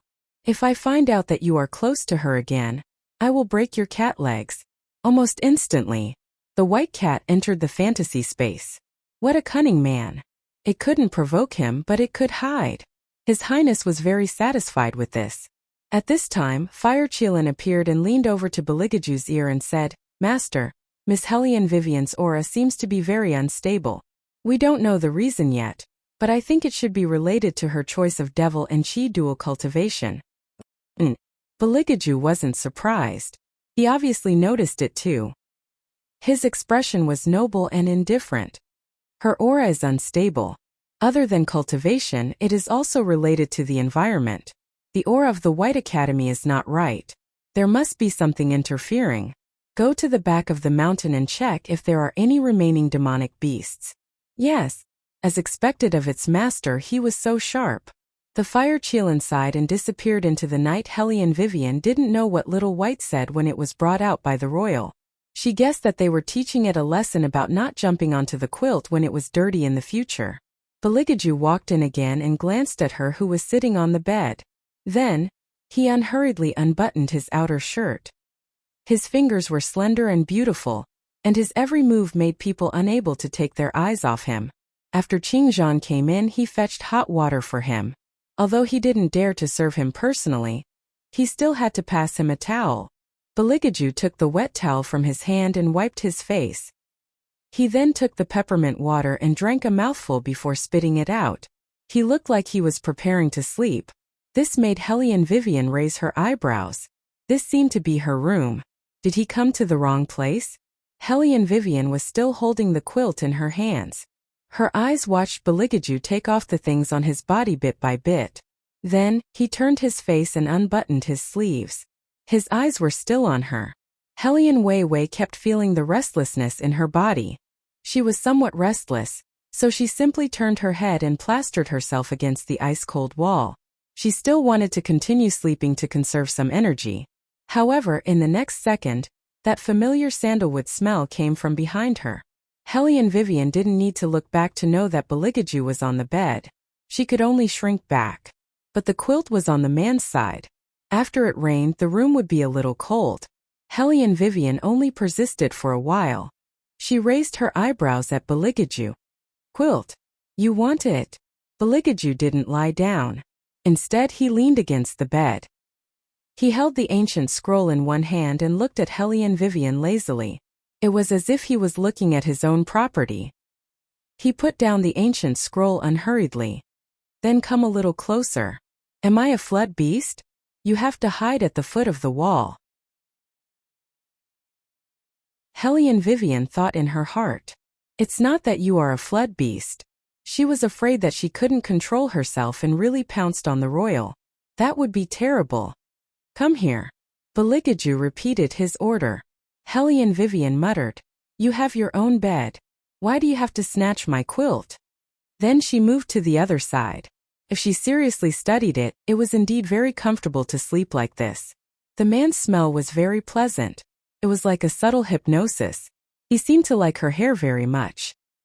He reached out and pulled her into his arms. The comfort of his touch was also very good. Hellion Vivian narrowed her eyes. Since the royal had the habit of hugging a pillow to sleep, she would just pretend to do it for once. She wouldn't lose much weight. The main reason was because it was comfortable. How could a man's body be so good? Not only did he look good, but he was also very suitable to use. No wonder those boys and girls coveted him so much. Hellion Weiwei sighed. When a man looks good, he's even more of a scourge than a woman. Beligaju didn't know what she was thinking. If he knew, he would probably bully her again. He hugged Hellion Vivian and touched his prey's head. He felt the soft and thin fur under his hand. There was a smile in his eyes, as if he was very satisfied. In fact, Beligaju was very satisfied. He liked the feeling of hugging Hellion Vivian. To a certain extent, Beligaju liked the feeling of being relied on by this little fox. It was just that he was very picky about this specific prey. So far, only Hellion Vivian had the softness of a soft jade under his hands. Furthermore, when he hugged her in his arms, every part of her was soft. The kind of deep feeling that the softer she was, the more he wanted to pinch her. This had always been in Beligaju's mind. Until the two of them fell asleep. When it was almost dawn, Beligaju still maintained this position. He used something hot to rub against Hellion Vivian back and forth. Hellion Vivian instantly woke up. She bit her thin lips. This is however Beligaju did not wake up. He only instinctively furrowed his beautiful long eyebrows. His breathing changed a little. He used more strength to hold Hellion Weiwei's hand, and pressed her whole body against his body. His eyes were tightly shut, and his eyelashes were so long that it made people jealous. Hellion Vivian could even feel that hot thing rubbing against her body, causing her to feel numb. Then Beligaju even reached in with his legs. This time he was even closer to her. Hellion Vivian only felt that the places he touched were on fire. The two of them were covered with a blanket. At this moment, any movement of Beligaju's would inevitably bring out some soft rustling sounds. Hellion Vivian's ears were completely red. She wanted to push him away, but the man's hot breath blew into her neck, causing her to involuntarily shiver.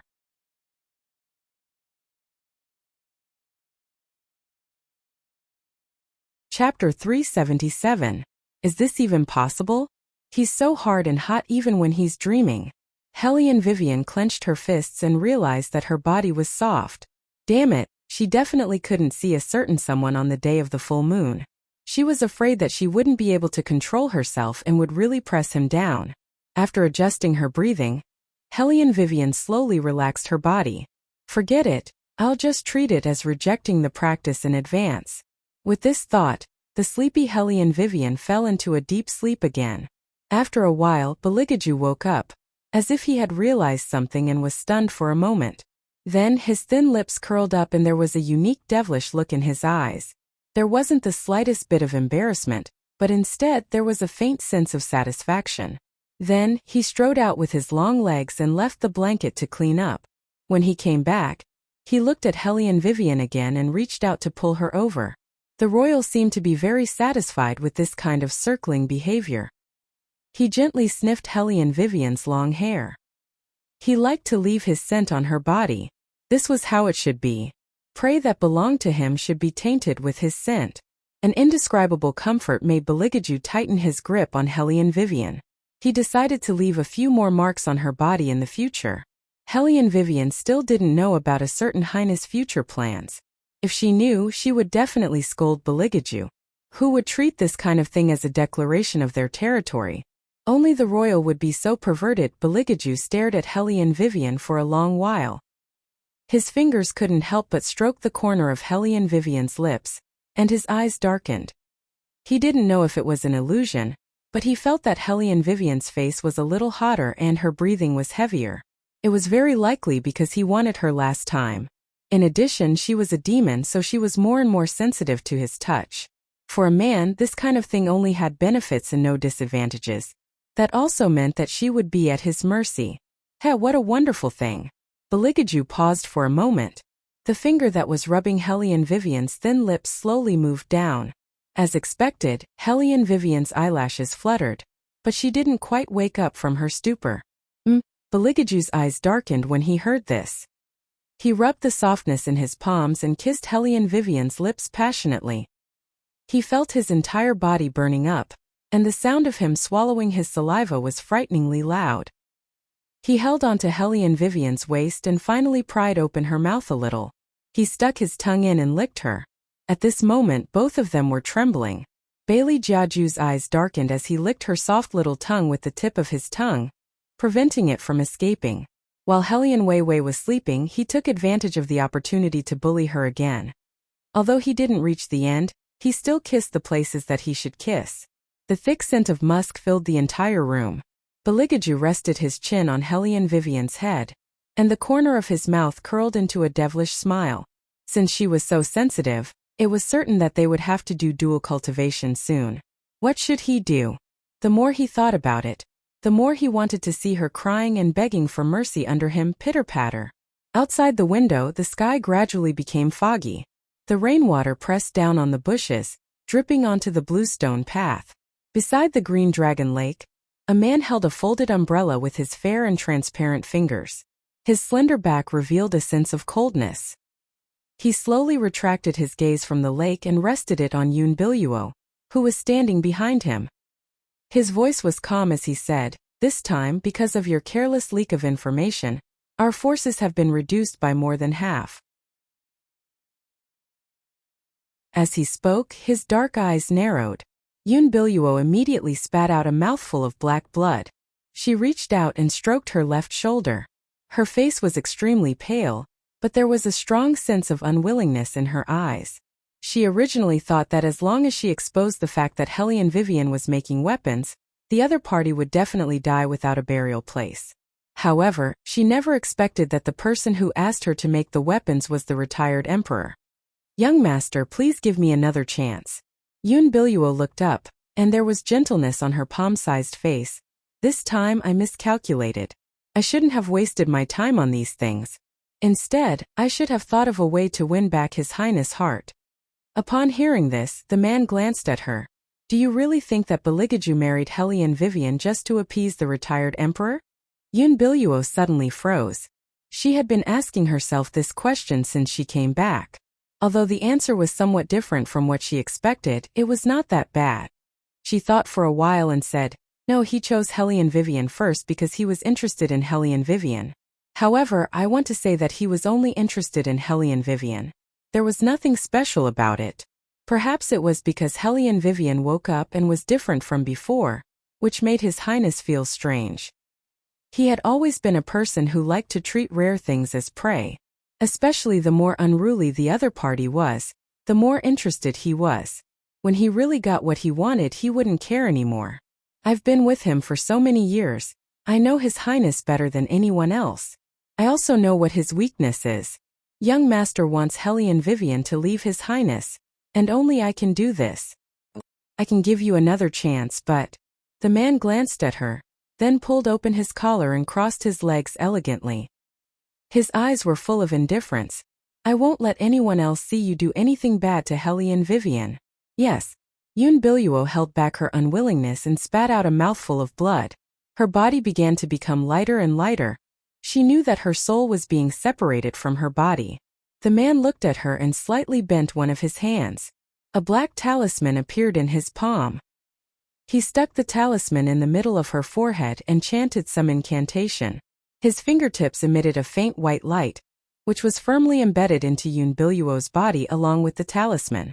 As the black talisman was implanted, a golden light overflowed from Yun Biluo's left shoulder, which was then slowly filled by the black fog. Layers of tentacles grew, and the best part was that the tentacles interweaved into perfect flesh, making her look like she was never hurt. At this moment, the man withdrew his arm and said in a faint voice, "You don't have to ambush the battle spirit forces anymore. Go and get close to Beligaju. It's best that you can continue your childhood friendship as you said." Hearing the word fate, Yun Biluo clenched her fists. Her eyes were filled with determination. "Young master, don't worry. I know what I should do." "That's good." The man turned around and walked into the rising fog on the lake. His back view was as beautiful as an ink painting master. The demon-transforming beast followed the man and did not reveal itself. It only spoke when Yun Biluo's figure could no longer be seen. Why do you have to get Hellion Vivian?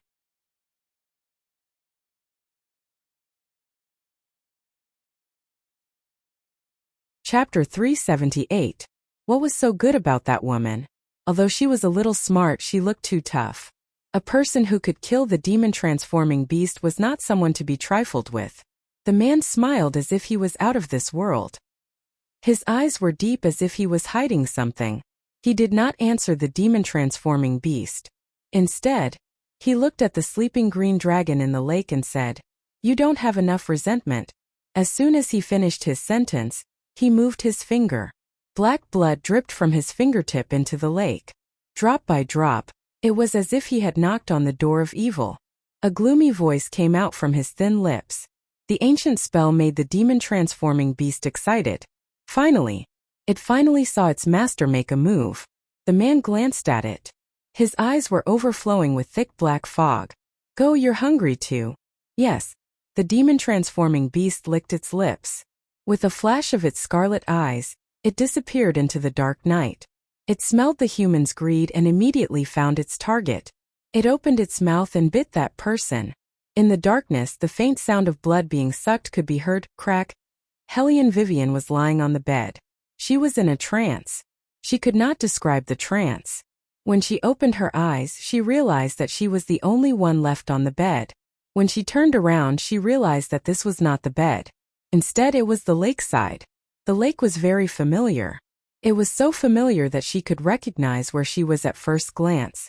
Wasn't this the lake that trapped Green Dragon? Why was she here? Hadn't she been lying on the bed without moving all this while? Crack. The sound was still ringing in her ears. Hellion Vivian subconsciously tightened her grip on the dagger that she always carried with her. She slowly walked towards the lake. Crack. The sound stopped abruptly. The silence at the foot of the mountain made her feel even more uneasy, especially the color of the lake. It gave her a dark and gloomy feeling at night. Hellion Vivian pressed on the dagger. She felt that her breathing was a little slow. She felt a chill on her back as if something was sticking to her. Thinking of this, Hellion Vivian turned around abruptly. A faceless face was right in front of him. Other than a pair of bright red lips, there were no other facial features. Hellion Vivian's scalp tightened. She stood up abruptly, only to realize that it was all just a dream. It was just that the dream was too real. It was so real that she felt a little weak in her arms and legs. Hellion Vivian raised her hand to tuck the hair beside her ear that was wet with cold sweat. She subconsciously wanted to grab the quilt in her arms, but strangely it didn't feel as soft as usual. Instead, it felt a little sticky. Hellion Vivian retracted her gaze and looked down as well. What was in her arms was not a blanket, but a face without facial features. The mouth of the face opened and closed, repeating the same sentence. "Give me back my body. Give me back my body. Don't come over." Hellion Vivian shouted. She was completely awakened. Beligaju's hand was still stretched out. He probably wanted to shake her awake, but after hearing her words, his hand stopped in midair. Hellion Vivian sat up straight. Only then did she realize that she was still in her room, so it was a dream within a dream.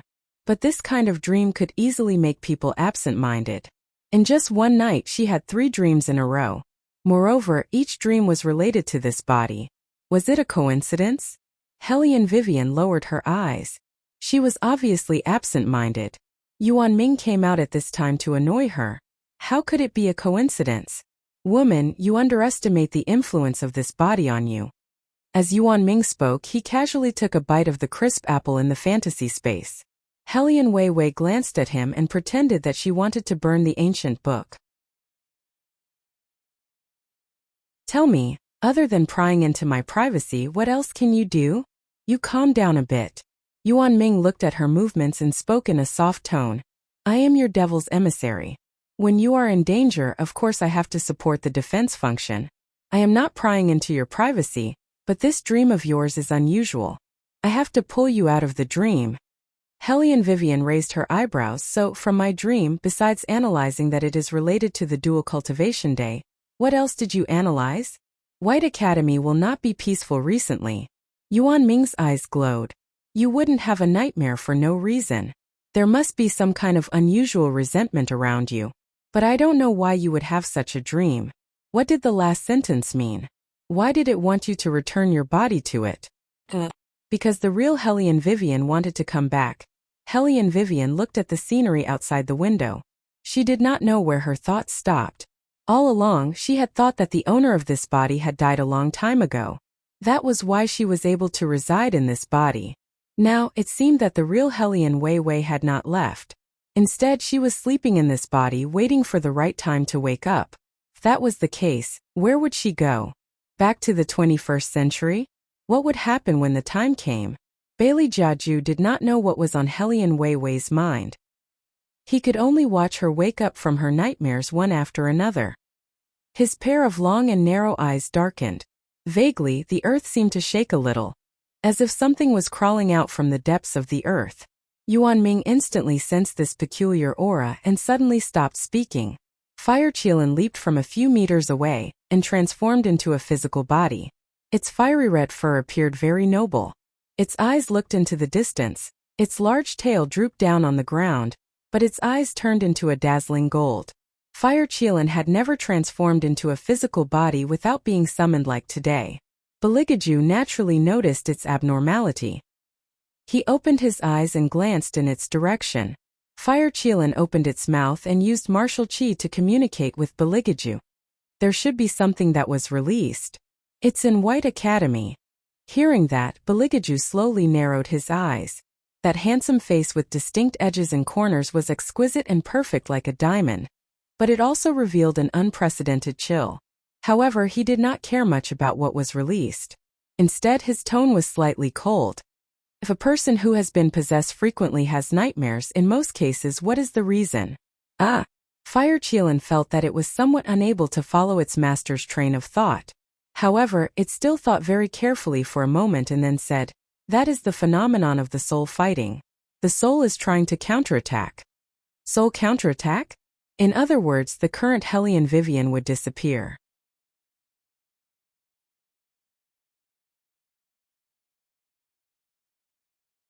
Chapter 379.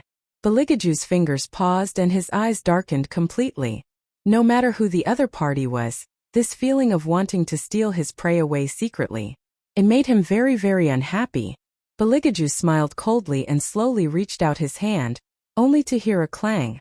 The sound stopped abruptly. The wall in the corner shattered and a large piece of wall dust fell down. Hellion Vivian turned around, her eyes full of confusion. What was wrong with His Highness? Hellion Vivian was still at the stage of, if the other party knew that she was the one who was possessed, would they treat her like a monster and roast her like a kebab?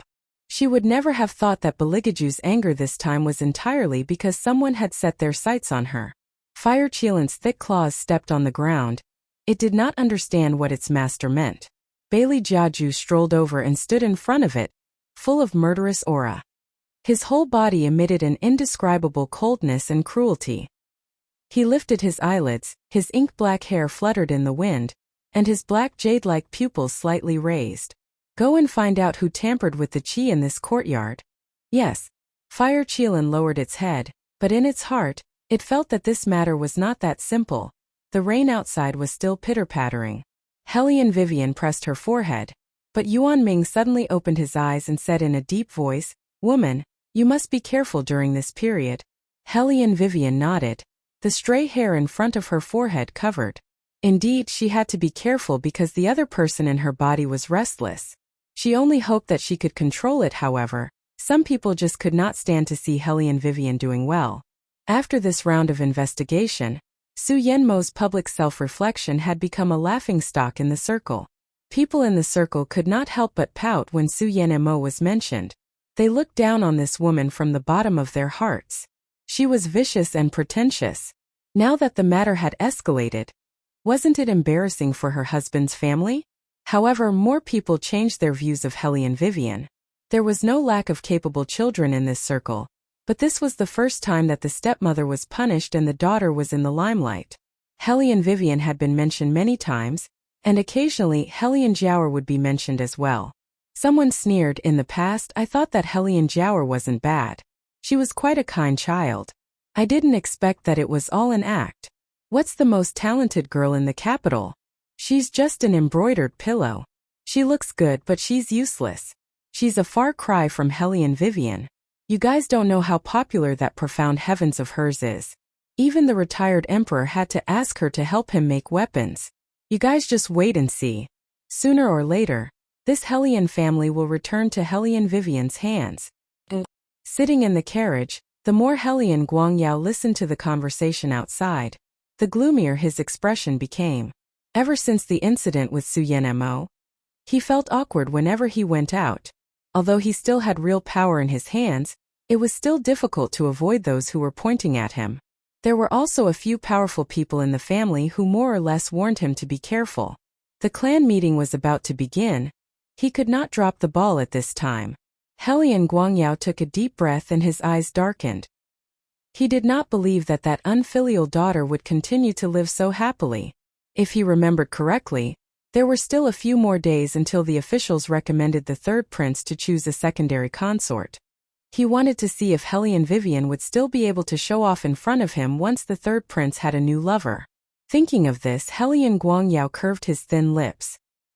He had something to say in today's morning court early morning. In the great hall, the emperor sat on the dragon throne. Looking at his sleepy expression, it was obvious that he had either spent too much time refining pills last night or slept with some concubine again. Emperor Murong had always been resentful because the empress was banished to the cold palace. Although the retired emperor only said that it was a small punishment, Emperor Murong knew better than anyone that once one was in the cold palace, it would be difficult to get out. He had never resented the emperor's incompetence as much as he did now. The reason why the Murong family had such great power was all because of the emperor's incompetence. Now, this power was about to be destroyed by the emperor's incompetence. All of this was because the emperor had a very capable son. As long as Beligaju was around, his nephew could forget about inheriting the throne. Thinking of the fifth prince who went to the Murong family's residence crying for his mother yesterday, Emperor Murong's eyes flashed with a strong murderous intent. However, he hid this murderous intent well because he knew that he could not be too hasty in dealing with Beligaju. "Your Majesty!" Hellion Guangyao knelt on the ground, his voice resounding throughout the great hall. Just when all the officials thought that he was going to cry out for his wife's injustice, Hellion Guangyao suddenly raised his voice and said, "It won't be long before the third prince's birthday. The third prince is the heir apparent appointed by the retired emperor. He should choose a talented and beautiful woman to assist him in his 20s. I know that it is not convenient for the other officials to mention this matter. After all, the third princess consort is my daughter. But I know my own daughter. How can a woman with no face be favored for a long time? Rather than provoke the third prince's disgust, it is better to let the third prince choose one he likes now." The emperor did not expect Hellion Guangyao to suddenly mention the matter of selecting a secondary consort. The emperor had been rejecting his third son for so many years, especially when he heard the words crown prince. In fact, no matter how incompetent he was, he still wanted to hold on to his current position greedily. However, he was very afraid of the retired emperor. While the emperor was still hesitating, Emperor Murong also knelt on the ground. "Your Majesty, the crown prince must choose a talented and beautiful woman to assist him in his 20s. This has been the rule of our dynasty for generations. It is obvious that the third princess consort does not meet the requirements in terms of appearance. The third prince must choose someone else to be his secondary consort." The emperor looked at the two military officials who were kneeling in the great hall. Each of them represented the power of a family. Especially after these two people finished speaking, the others followed suit and knelt down. He had no choice but to raise his hand and said, "My dear officials, please rise. Ju heir has indeed reached the age, so let's take in a secondary consort." As he spoke, the emperor looked at the eunuch who was serving at the side. "Inform everyone that in the selection ceremony 3 days later, The talented and beautiful woman will be the third prince's secondary consort. Yes, your majesty. The eunuch accepted the order and left. Helian Guangyao and Emperor Murong lowered their eyes with different thoughts in their minds. The corners of their mouths curled into a sinister smile. This time, with Yun Biluo's appearance and ability, she would definitely pull Helian Vivian down. No matter how capable Helian Vivian was, she would be defeated by her dark and ugly face sooner or later.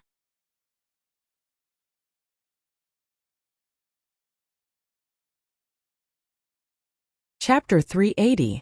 Have you all heard? What? The third prince is going to choose a secondary consort? Really? Of course it's true.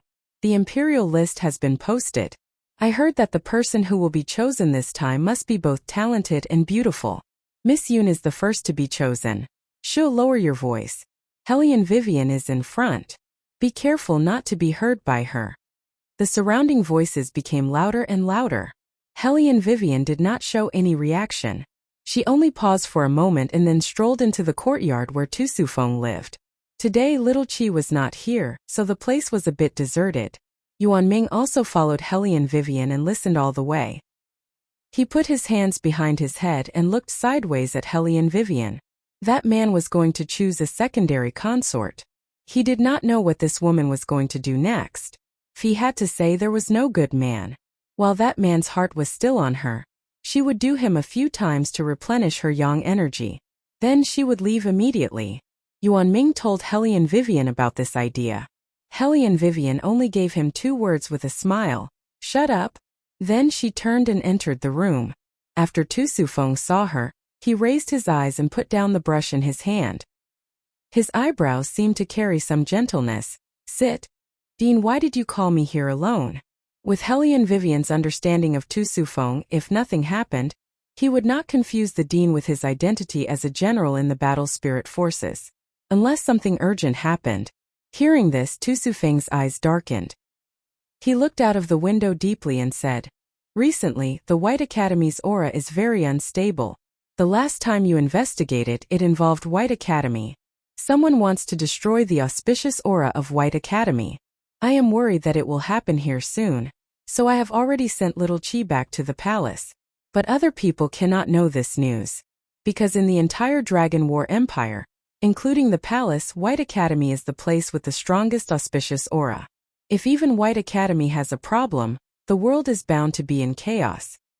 Dean, what do you want me to do? Helian Vivian also needed to quickly solve the problem of the aura here. This way, she would always have nightmares, which made her feel a little annoyed. Tu Sufeng raised his head, his eyes shining brightly. You've tamed the Azure Dragon. There are very few people who can tame the Azure Dragon in this world. Do you know why the Azure Dragon is suppressed in the Azure Dragon Lake? Didn't someone lock it at the bottom of the lake because it committed a crime and got into trouble? Helian Vivian raised her eyebrows. Tu Sufeng smiled. So many years have passed, the Azure Dragon's memories are also somewhat muddled, but the recorder will not make a mistake. The reason why the Azure Dragon hibernates in the Azure Dragon Lake is because it caused too many massacres in the past, and because this place needs its protection. Helian Vivian frowned. Protect? That's right. Tu Sufeng held the teacup, his eyes reflected in the water, deep and shallow. When it was spitting fire and massacring the city, it burned everything except this place. It could have escaped with its heavy body, but it was suppressed under the Azure Dragon Lake by the mysterious ice iron lock. It's not because it couldn't escape, but because this place is the place where its master is most likely to reawaken. Helian Vivian curved her thin lips and guessed. That underground palace was also built by the Azure Dragon's master? You're really smart. Tu Sufeng's smile deepened. At that time, the divine continent was not as peaceful as it is now. Demons ran rampant in the world, and everywhere was plunged into misery and suffering. Humans did not have any status at all, but it was during this special period that the one who led this group of demons was a human. A human. Helian Vivian's interest was piqued, her eyebrows slightly raised. Tu Sufeng nodded. You can't say that he's completely a human. Some people say that he's the child of a demon and a human, but who knows the specifics? What I want to say is that when this man led this group of demons, it was not too excessive, because not only did the demons admire him, but even the humans loved and hated him. But later, some people were not satisfied with being ruled, so they united the power of the Taoist masters and threw him into the 9 layers of chaos, so that he could never be reincarnated in this world. But what people didn't expect was that after this man was gone, the world would be even more chaotic. Since then the demons had no leader, and they could eat humans whenever they wanted, and they could do evil whenever they wanted. The Taoist masters couldn't bear the suffering of the human world, so they removed their celestial bones and gathered 4 Dharma monks with profound magic power from the Taoist and Buddhist sections. With their flesh and blood as the guide, they set up 4 seals to subdue demons in the 4 directions of the divine continent, and sealed all the demons and ghosts under the Yellow Spring for several years. That man should not have appeared until now. Hellion Vivian's eyes were indifferent. Otherwise, the Azure Dragon would not continue to stay at the bottom of the Azure Dragon Lake and not go anywhere. It's waiting for its master. Tu Sufong glanced at Hellion Vivian, as if he was praising her quick thinking. That's right, as long as that man does not come back, the Azure Dragon will definitely not leave. The auspicious chi on the Azure Dragon for so many years has endlessly affected the White Academy. As the guardian of the palace, it has always been protecting the White Academy, but now there's a problem. At this point he paused, then said, other than the effect of suppressing the Azure Dragon's body, the profound ice iron chain allows the Azure Dragon to remain unaffected by any aura even without a master. Once the profound ice iron chain breaks, the Azure Dragon will become a divine beast that is easily affected by the outside world. I shouldn't have undone the profound ice iron chain. Hellion Vivian's fingers clenched.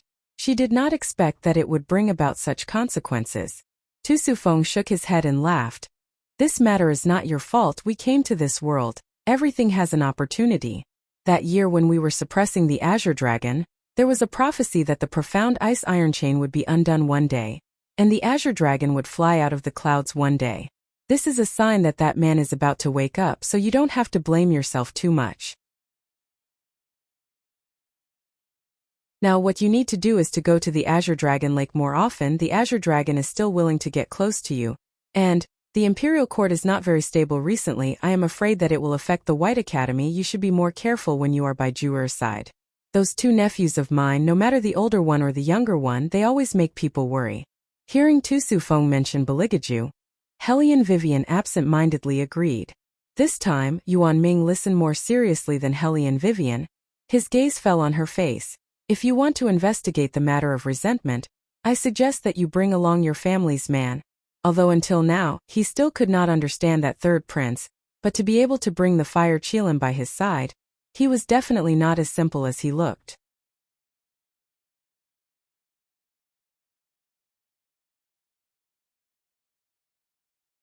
Chapter 381. Hellion Vivian didn't think that the current Beligaju had the time to accompany her to investigate the resentment. The date of the secondary consort selection was imminent. Whether Beligaju wanted to select this secondary consort or not, he had to solve this matter. Hellion Vivian's head was a little swollen from thinking. In addition, the weather was hot. Her back was wet after a few steps, which made it difficult for her to calm down. The feeling of being roasted by the sun was not good. Staying in the house was stuffy. Hellion Vivian had never thought that she would miss the air conditioner of the 21st century so much. To be honest, she was a little hesitant. If there was really a way to go back to the modern world, would she be able to go back after she was done with the matter here?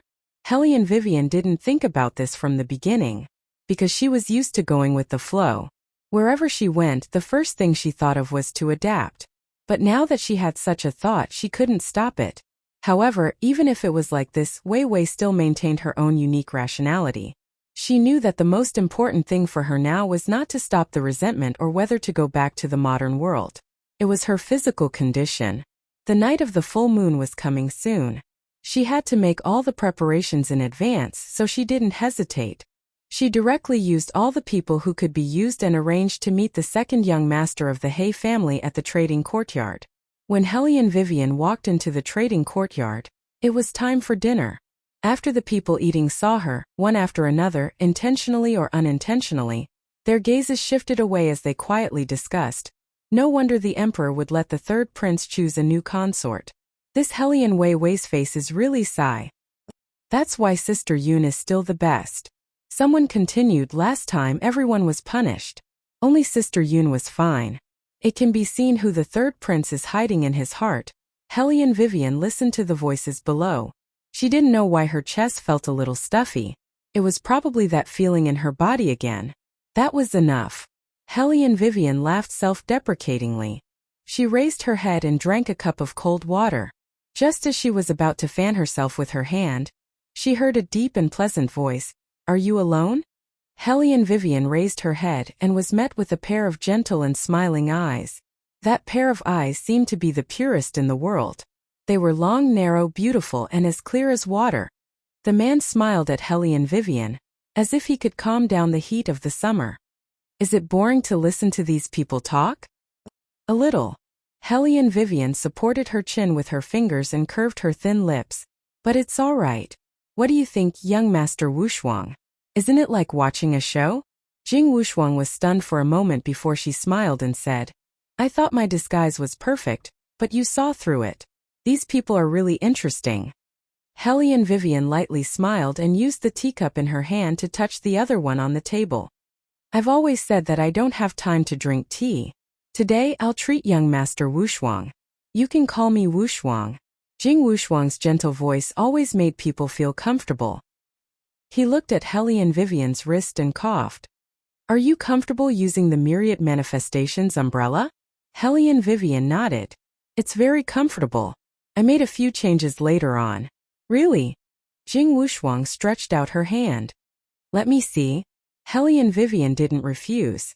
She moved her fingers and a black umbrella appeared in her hand.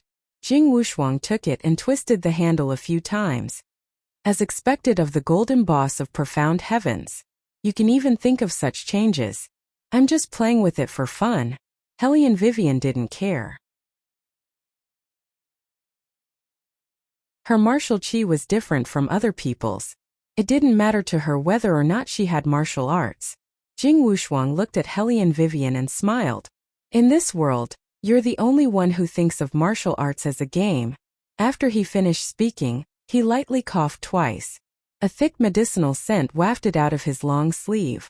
That day outside the city, I thought you didn't want to marry into the royal family. Hellion Vivian knew which day he was talking about. It was the day she used all kinds of methods to escape from His Highness. She propped up her chin and said lazily, At that time I didn't want to. Then why did you want to? Jing Wushuang's hand paused in the middle of drinking tea. When he looked at Hellion Vivian, his smile widened. Hellion Vivian wouldn't tell anyone about the deal between her and Beligaju. She just said, I thought the third prince wasn't bad, so I married him. So that's how it is. Jing Wushuang didn't ask any more questions. He had always been like this, knowing when to stop when it was appropriate to do so. And he didn't make people feel awkward. It was probably because of the thick medicinal scent on his body. It was like he could even calm down the years. Even if he didn't say anything, he still made people feel comfortable. Hellion Vivian yawned and felt a little sleepy. Jing Wushuang glanced at her. Tired? A little. Hellion Vivian simply laid her whole body on the wooden table. Jing Wushuang looked into her eyes. Have you not been resting well recently? Yes. Hellion Vivian counted. She had 3 nightmares last night. In addition, she had been consciously or unconsciously resisting the heat brought by the dual cultivation these days. It was inevitable that she couldn't sleep well. Jing Wushuang lowered his eyes. His long and thick eyelashes were beautiful. Is it because the third prince is going to choose a concubine? No. Hellion Vivian paused and smiled gently. It's not because of him. It's because of me. Maybe it's because the weather is too hot. Jing Wushuang sipped the tea in the teacup. His voice was gentle. If you feel sad, you can ask me to drink tea at any time. Don't force yourself. If you don't want him to marry a concubine, you can tell me. Thank you, but... Hellion Vivian thought for a while and took a more tactful tone. It's the third prince's business whether he wants to marry a concubine or not. I won't interfere. He was a prince, and it was very likely that he would become the emperor in the future. This time she could interfere. What about next time? If she interfered in everything, it would be successful. Then she would definitely become a woman like the Empress. She would use all means to fight for a man's favor. She didn't want to be like that. So she wouldn't interfere in this kind of thing. When Bailey Jiaju walked up the stairs, he heard this sentence. That pair of beautiful eyes suddenly darkened. Hellion Vivian also saw him. He was wearing a green robe and a white robe. With his two slender legs, his perfect inverted triangle figure had a cold indifference at this time. He took off his cloak and casually threw it to the side. After doing all this, he turned his head and stared into Hellion Weiwei's eyes. His pair of eyes were clear and deep like the sea, suffused with a faint black color, as if he could drown a person.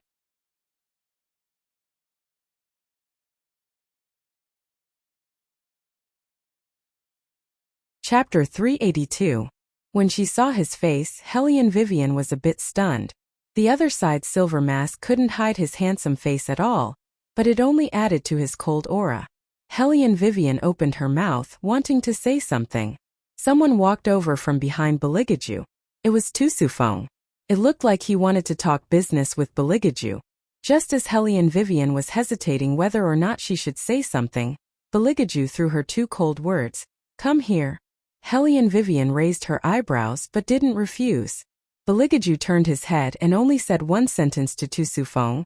We'll talk tomorrow. Then he held Hellion Vivian's hand and walked out of the courtyard. Hellion Vivian subconsciously smelled the scent of danger, but the other side didn't give her any chance to refuse. At this time Beligaju, who had been waiting for Hellion Vivian for more than 2 hours, had a cold look in his eyes. Beligaju hated waiting the most in his life, and he hated wasting time more than anyone else. But now for the first time he was waiting for the same prey. He had waited for it twice. Love was impossible for him, because love meant giving his heart to another person. For him this kind of thing was a headache. Just now, Beligaju also realized what his thoughts towards Hellion Vivian meant. He had to admit that his interest this time was too strong. Maybe it shouldn't be explained by interest, because he was very clear that his impulse towards Hellion Vivian was abnormal. Apart from wanting her, he was more inclined towards wanting absolute control. Just like now, what he wanted to do the most was to lock her up in his palace and lock her up on the bed for the rest of her life. He wanted to see if she would take his matters to heart. But could he do that? He couldn't, because the other side clearly didn't like that kind of manipulation. Moreover, it would make others think that she was just a plaything to him. At this moment, Beligaju hated the self-righteous thoughts and restrictions of humans. He suppressed his emotions and found a place where no one was around. He let her in and pressed Hellion Vivian against the wall. What a good, whether I want to have a concubine is my own business. You are so generous. For so many days. He thought that the little thing in his arms had already softened under his tamed claws. Unexpectedly, just as he was about to treat her a little better and give her more freedom, she suddenly changed her mind. That was what she did to him. What he wanted was for Hellion Vivian to not care so much about the selection of the secondary consort. However, the process could not be omitted. Intervening meant that she cared. It meant that she had him in her heart. Beligaju thought that Hellion Vivian had been married to him. He had done what he should have done, and he had also done quite a few things that he shouldn't have done. No matter how heartless this little thing was, after such a long time it should have warmed up. But in fact, not only was she not warmed up, she still didn't have the slightest intention of putting him in her heart. That feeling was like when you confidently raised the stairs, but in the end, there was only a flat ground in front of you.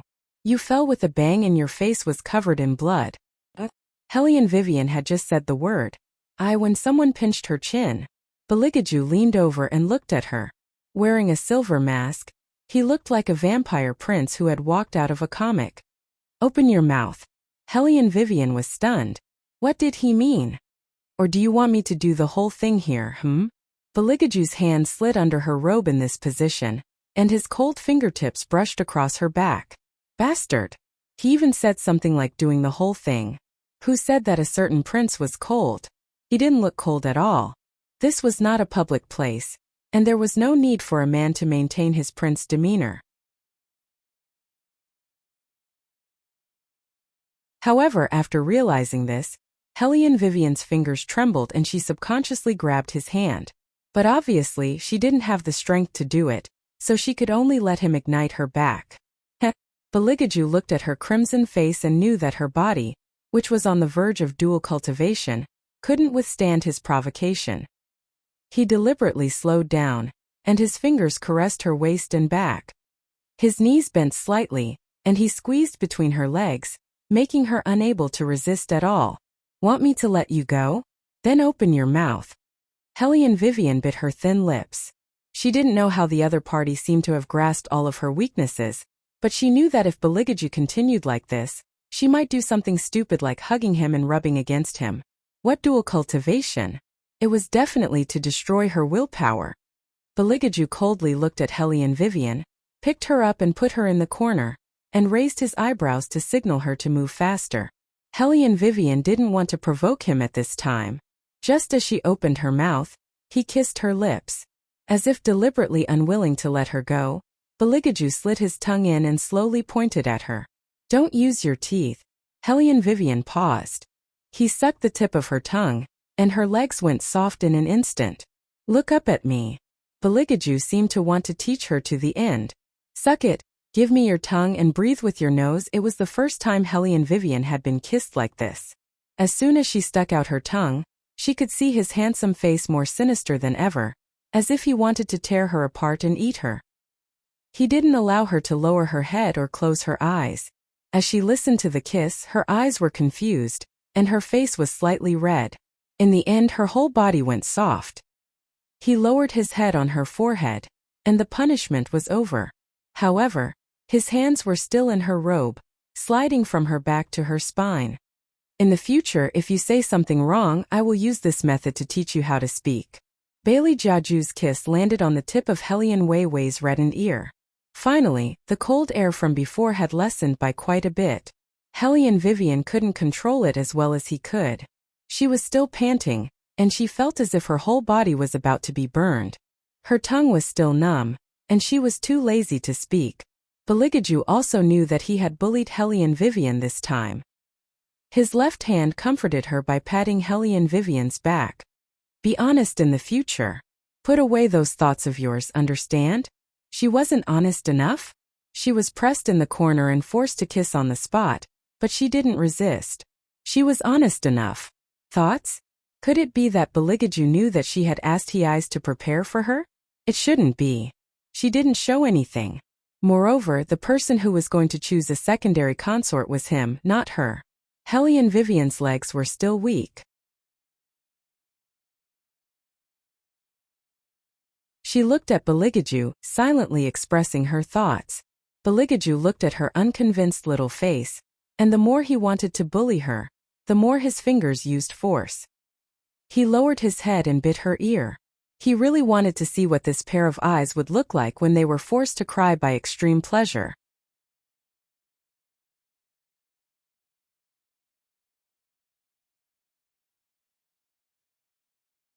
Chapter 383. Hellion Weiwei didn't understand why he was suddenly so energetic.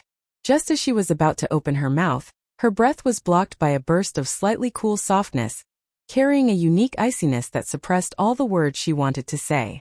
She didn't even have time to react before that residual scent of tea pried open her lips with a temperature that could almost burn people. Beligaju grabbed Hellion Vivian's slender waist and pressed her against his chest.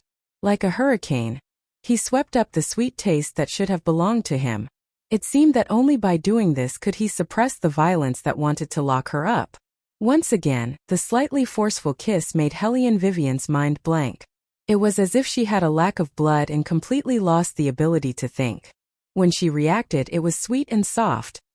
There was a strange excitement in response to the sound of footsteps not far away. A numbness like an electric current ran from her spine to her brain. Hellion Vivian had long lost her strength. If Beligaju hadn't pressed her face into his chest, she would have definitely become the target of a crowd. Beligaju lowered his eyes to look at Hellion Vivian in his arms. The corners of his mouth moved wickedly. He wanted to see how long her body could endure. Resist. The more you resist, the more excited he will feel. After such a long time, She still didn't understand that she had no chance to escape from him. After entangling, their breaths were a little messy. Hellion Vivian felt that her whole body was burning hot and hungry. She couldn't think at all and could only follow the rhythm of the other party. If it weren't for the string of rationality in her mind, the consequences would have been terrible. This made Hellion Vivian very depressed. Can't you punish me in another way? It was very dangerous to kiss like this, okay? Bailey Jiaju softly replied with He used his finger to rub against Hellion Wei Wei's thin lips that were red from kissing. With a smile that was not a smile, he bit her again. You can push me away. Or is it that you simply can't push me away because you enjoy it too much? After Bailey Jiaju finished speaking, he retracted his hand. He leisurely tidied up his clothes and paced out of the long alley. That appearance was like a kind hunter sparing the life of his prey. The fire Qilin was faintly discernible as it followed behind Baligaju. It did not understand why its master was so kind. Thus, the fire Qilin asked in bewilderment, Master, you're letting her go just like that? How was this punishment? According to the master's character, he should have swallowed the prey into his stomach in one gulp. Thinking about how generous he was now, it really didn't seem like something a sinister and cunning master would do. Baligaju laughed lowly, with a demonic charm that made people's scalp numb. Pray you have to wait for her to be at her weakest. Only when you bite her will the taste be the best. At first, the fire Qilin did not understand Baligaju's meaning, until he smiled evilly and said, The night of the full moon is coming soon. The fire Qilin suddenly understood. TSK, so master had this kind of plan. The night of the full moon was the time when the demonic cultivator's aura was the most chaotic. Especially with Miss Hulian's current state, when that day comes, she will definitely need to be comforted. She will probably have a reaction tonight. Master is really cough. It's better to silently light a candle for Miss Hellion who doesn't know anything. After being taught by the royal family on the spot, Hellion Vivian's mind kept replaying what happened in the alley. Different from before, the kiss this time was especially clear. Baligaju was right. She did not feel disgusted. In fact, she enjoyed it. When the kiss reached the end, she actually wanted him to continue. Although she inevitably felt ashamed, in fact, no matter how she rinsed her mouth, she would remember what he said. Suck it, give me your tongue, breathe through your nose, damn it. Hellion Vivian took a deep breath. Who would have thought that she would one day fall to such a state? Other than dual cultivation, there seemed to be something else. If it was someone else, she would definitely feel disgusted. But the other party was Baligaju. It was as if everything was a matter of course. Hellion Vivian's body froze. She did not return to the trading courtyard. Instead, she walked back to her own room and soaked her whole body in the cold water that was prepared in the room. Originally, her body had been very successful in resisting the heat recently. Today, after being disturbed by Baligaju, she felt that something was wrong. She could only use the cold water to lower her body temperature. Compared to Baligaju, it was obvious that Hellion Vivian did not know much about devil cultivators. Just like what Yuan Ming said, the effects of dual cultivation were far greater than the effects of drugs. Other than feeling weak, she would also have many muddled dreams. Hellion Vivian did not know how she fell asleep. She vaguely felt Baligaju pressing on her body, kissing her neck one after another. In her dream, he was still holding her up. His ascetic handsome face carried a devilish smile. Then he reached his hand into her underwear, touching here and there. His touch made her entire body numb. She also dreamt that Baligaju was pressing on her legs while kissing her lips. He stole her breath while licking her tongue and upper jaw. He did not forget to teach her how to kiss. Hellion Vivian felt that her entire body was about to be played to pieces. However, she could not escape. It was as if she was entangled by invisible threads.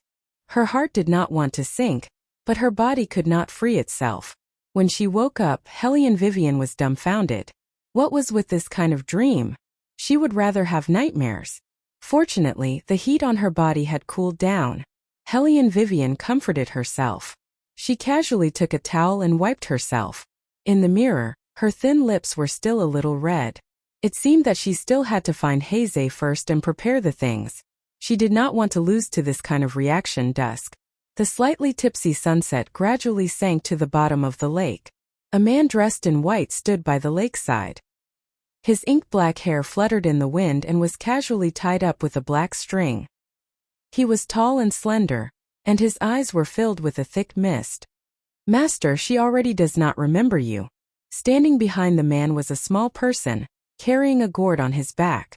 The man nodded and did not say anything else. The small person blinked and looked at the green dragon swimming at the bottom of the lake with the man. "Master, do you really want to destroy the auspicious aura here? If you do, won't many people die?" "Yes." The man smiled. "Isn't it good to have dead people?" The small person counted with his fingers. "It's not bad. Recently, the little baldy that you asked me to get close to is quite fun." "Then, do you want to have fun or watch the 100 Ghosts parade?" The man waved his finger. The surface of the lake seemed to have sensed something and rippled.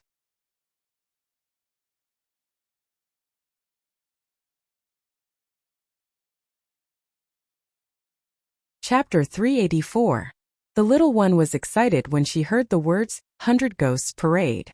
She began to jump around behind the man, and the gourd behind her emitted a black fog formed by the entanglement of resentment. "I want to watch the 100 Ghosts Parade." "Ah, I know, she will only come back during the 100 Ghosts Parade, right?" The man hummed again, and his low voice was swept away by the gentle breeze. At night, in the bustling commercial compound, Yun Biluo stood in the lobby on the first floor. Compared to the Hellion Jiaoer, she was gentler and did not have the sense of superiority that she occasionally revealed. Therefore, she blended in well with everyone. In addition, she was not in good health. Sometimes her face would turn pale, giving others a feeling that she needed to be taken care of.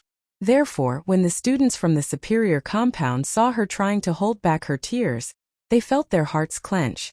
The main reason was that the person standing in front of her was not anyone else, but Beligaju, who was about to select a secondary consort. "Your Highness, I was wrong back then." Yun Biluo looked at Beligaju with tears in her beautiful eyes. "You can punish me however you want, but please don't ignore me, okay?" A few of Yun Biluo's friends from the superior compound followed her here. They originally wanted to drink tea in the tea house, but they did not expect to meet the royal family. Now that they heard what Sister Yun said, it seemed that her relationship with the royal family was not simple. No wonder they all said that Sister Yun was special to the royal family. Previously, when they saw how cold the royal family was to Sister Yun, they thought it was just a rumor. Now it seemed that no matter how cold the royal family was to Sister Yun, it was because His Highness cared too much about their past. The onlookers were worried for Yun Biluo's infatuation and the royal family's indifference. "Get out of the way." Beligaju's voice was very calm, as if he was not paying attention.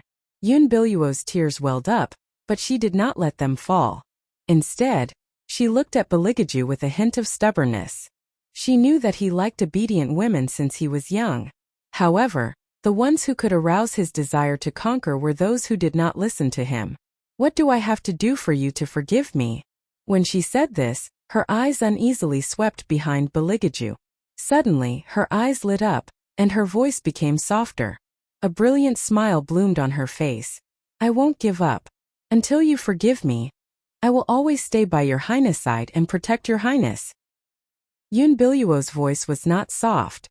Her words touched many people. Helly and Vivian, who walked into the tea house with he eyes, naturally heard it as well. He eyes listened to the opposite side's words with interest. He tilted his head and glanced at Helly and Vivian beside him. "You can tolerate this?" Helly and Vivian's expression did not change as she looked at the two people in the middle of the hall. She felt a slight stab of pain in her heart, but she suppressed it.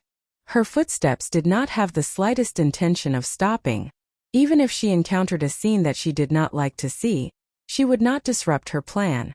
She only smiled faintly and continued to walk forward, as if whoever appeared in front of her had nothing to do with her. He smiled wickedly and followed her in. Beligaju, who was standing with his back to the door, did not see Helly and Vivian. His eyes, which were as deep as the night, were indifferent and noble. Yun Biluo panicked. Her eyes lit up as if she had thought of something. She reached out her hand and waved at Helly and Vivian. Well, she appeared to be very friendly. Those who did not know would think that their relationship must be very good. However, when Bailey Jiaju heard the two words Wei Wei, his face finally showed some expression. His long eyebrows furrowed, the action of lifting his leg to leave also followed by withdrawing. He turned his face sideways and saw Helian Wei Wei first. Before that pair of eyes could warm up, he saw Heizei standing by her side. That pair of inky eyes that made young girls willingly fly like moths to a flame thoroughly sank. At this moment, Yun Biluo had already walked up to Helian Vivian. She wore a gentle smile on her face. "Why are you here?" Helian Vivian looked at her and smiled, but her eyes were cold. She had clearly told her not to pretend to be familiar with her. Yun Biluo seemed to have forgotten about it. She continued to talk to herself. When she glanced at Hei's, the smile on her face became softer. "I saw Wei Wei coming down from Master Hei's carriage last time. Today I see Master Hei's again. What a coincidence." Helian Vivian did not speak. She only looked at Yun Biluo's smiling face. When Yun Biluo could no longer maintain her fake smile, she raised her lips and said in a cold voice, "Miss Yun, there are some things that need to be stopped before it is too late." As soon as she finished speaking, she did not say another word. She strode past Yun Biluo and Bailey Jiaju. It was Yun Biluo's business that she liked to act. She did not want to play along with that weak lady. His Highness would be happy to play along with the maidservant that he was protecting, whether intentionally or not. She did not want to. She did not even want Yun Biluo to know anything about Hei's. She could roughly guess Yun Biluo's means. She could not get anything from her. Perhaps she would do something to the people around her in a fit of madness. Yun Biluo looked at Helian Vivian's back view, which did not give her any face at all. The corners of her mouth curled up a little. The moment Baligaju missed Helian Vivian's arm, his whole body turned cold. The remaining smile on his face disappeared in a flash, as if it had never existed. His chest suddenly felt as if it was blocked by cotton. His heart became more upset for no reason. His sleeves fluttered, bringing out a strong sense of hostility.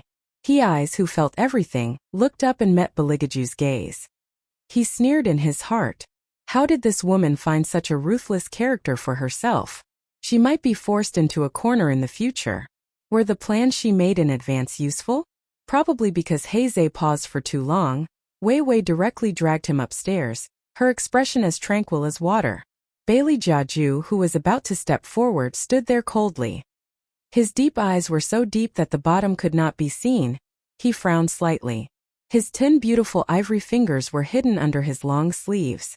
Perhaps it was because the temperature was too low, or because he had been out for too long. Even his fingertips were a little cold. It seemed to always be like this when facing Hei's. She was more defenseless than ever. Even that pair of cold eyes would emit a gentle light. He understood her. If it was not someone she absolutely trusted, she would not allow anyone to get close to her. Even the name she had called out when she was drunk was related to Heizei. When facing him, she would only hide her secrets deeper. Even if she really wanted something, she would not ask him for help. She just had to ask an outsider.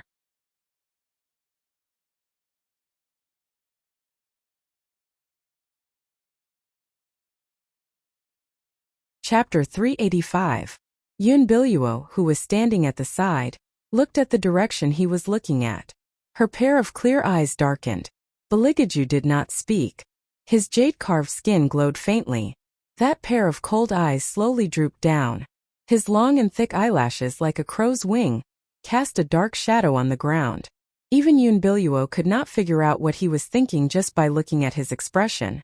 This made Yun Biluo more or less helpless. He had been like this since he was young.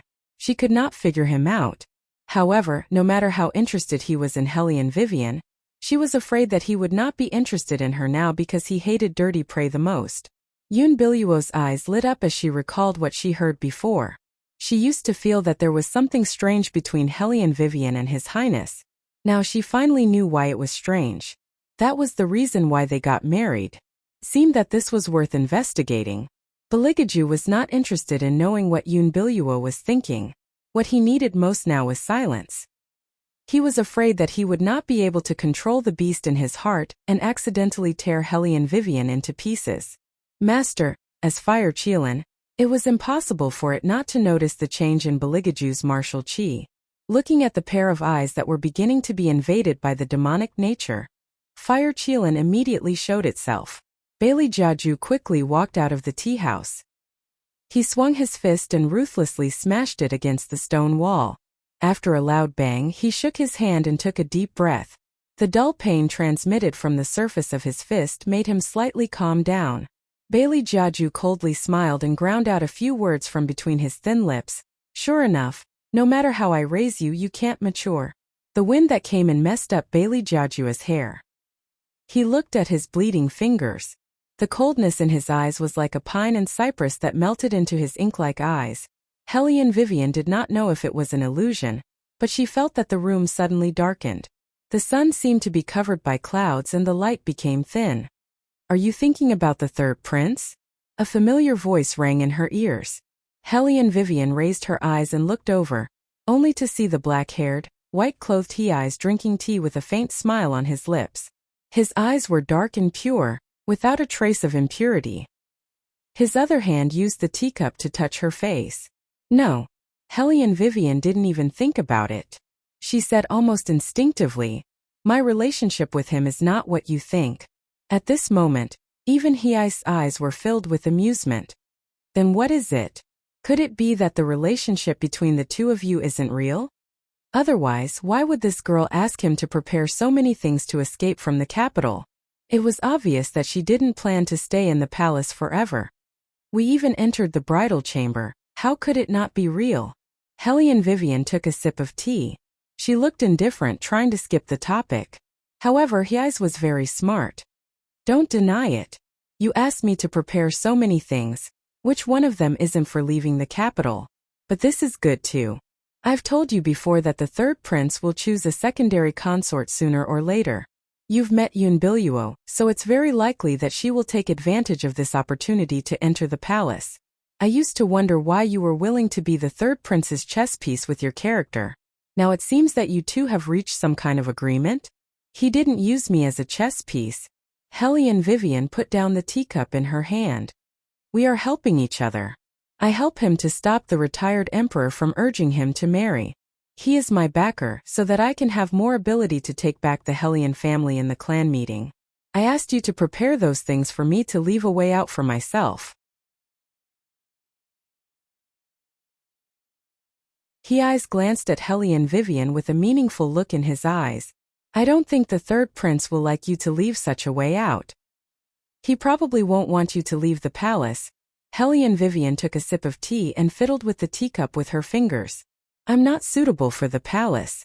There are too many women fighting for favor in the palace. I'm suitable for finding someone to live with. There's nothing else. He-Eyes looked at her absent-minded appearance and thought of what had just happened downstairs. He reached out his hand to touch her head and smiled domineeringly. Wait until we leave the capital, then slowly look for it. Anyway, you have money on you so you can raise whatever you want. Hellion Wei Wei's mood improved when she heard about her assets. She curled her thin lips and said, It's true that I want to leave the capital. But you, I heard that you've been having a good time recently. Is that true? What things? He-Eyes turned the teacup in his hand lazily. Hellion Vivian said something shocking. It's about you being indecent. He-Eyes choked on the wine that he didn't drink. Hellion Vivian smiled happily. She held the teacup and drank a few mouthfuls. She looked no different from a shrewd little fox. Some people were like this. They didn't interact with each other, but once they did, there would be a lot to talk about. He-Eyes glared at Hellion Wei Wei. What nonsense are you spouting? It's been spread outside. It's said that young Master He has been too well behaved these days. He didn't even touch women. I guess he likes men. Wei Wei's face carried a smile that could almost see through He Zhe. Did something happen between you and that little childhood sweetheart of yours? He-Eyes coughed again. You're just a child. Don't ask about adult matters. Tell me, why are you looking for me this time? Hellion Vivian was about to open her mouth when her ears suddenly moved. She looked in the direction of the corner of the second floor. The person standing there was none other than Yoon Biluo. She looked at Hellion Vivian with her bright eyes. "Miss Vivian, I want to sit down and talk with you." Hellion Vivian crossed her arms and smiled gently. "I'm sorry, I don't want to talk to you at all. You can leave now." She wasn't sure if Yoon Biluo heard it, but at this time it didn't matter if she heard it. If Baligaju really wanted to choose Yoon Biluo, he would tell her about the agreement between them. She originally thought that Baligaju mistook the affection as a hunt. She even wondered if he liked her a little. Now that she thought about it, perhaps there was something wrong with her thinking and she was thinking too much. After all, there was Yoon Biluo, the servant who had accompanied him for so many years. Hellion Vivian wasn't good at handling feelings, but she didn't like women who pretended too much. Yoon Biluo took a deep breath, her eyes reddened. "I know my appearance made you feel threatened. After all, you're the princess. But if it wasn't for what happened back then, His Highness and I would have..." Yoon Biluo paused as if she was holding back her tears. "The selection ceremony is in 2 days. I hope you can give me a chance to stay by his side."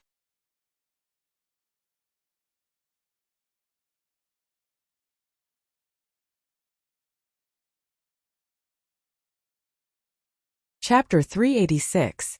Your opportunity was not given by me, but by Baligaju. If you want to be a secondary consort, what you should do now is to look for Baligaju, not me. Hellion Vivian's voice was very calm, and one could not tell whether she was happy or angry. Yoon Biluo shook her head with reddened eyes.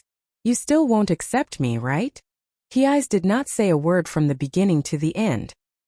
He just sat beside Hellion Vivian, rotating a porcelain cup with his slender fingers, with a devilish smile on his lips. Yoon Biluo glanced at He-Eyes, tears rolling down her face. She seemed to want to say something. "Young Master He-Eyes, can you help me to plead with the princess consort?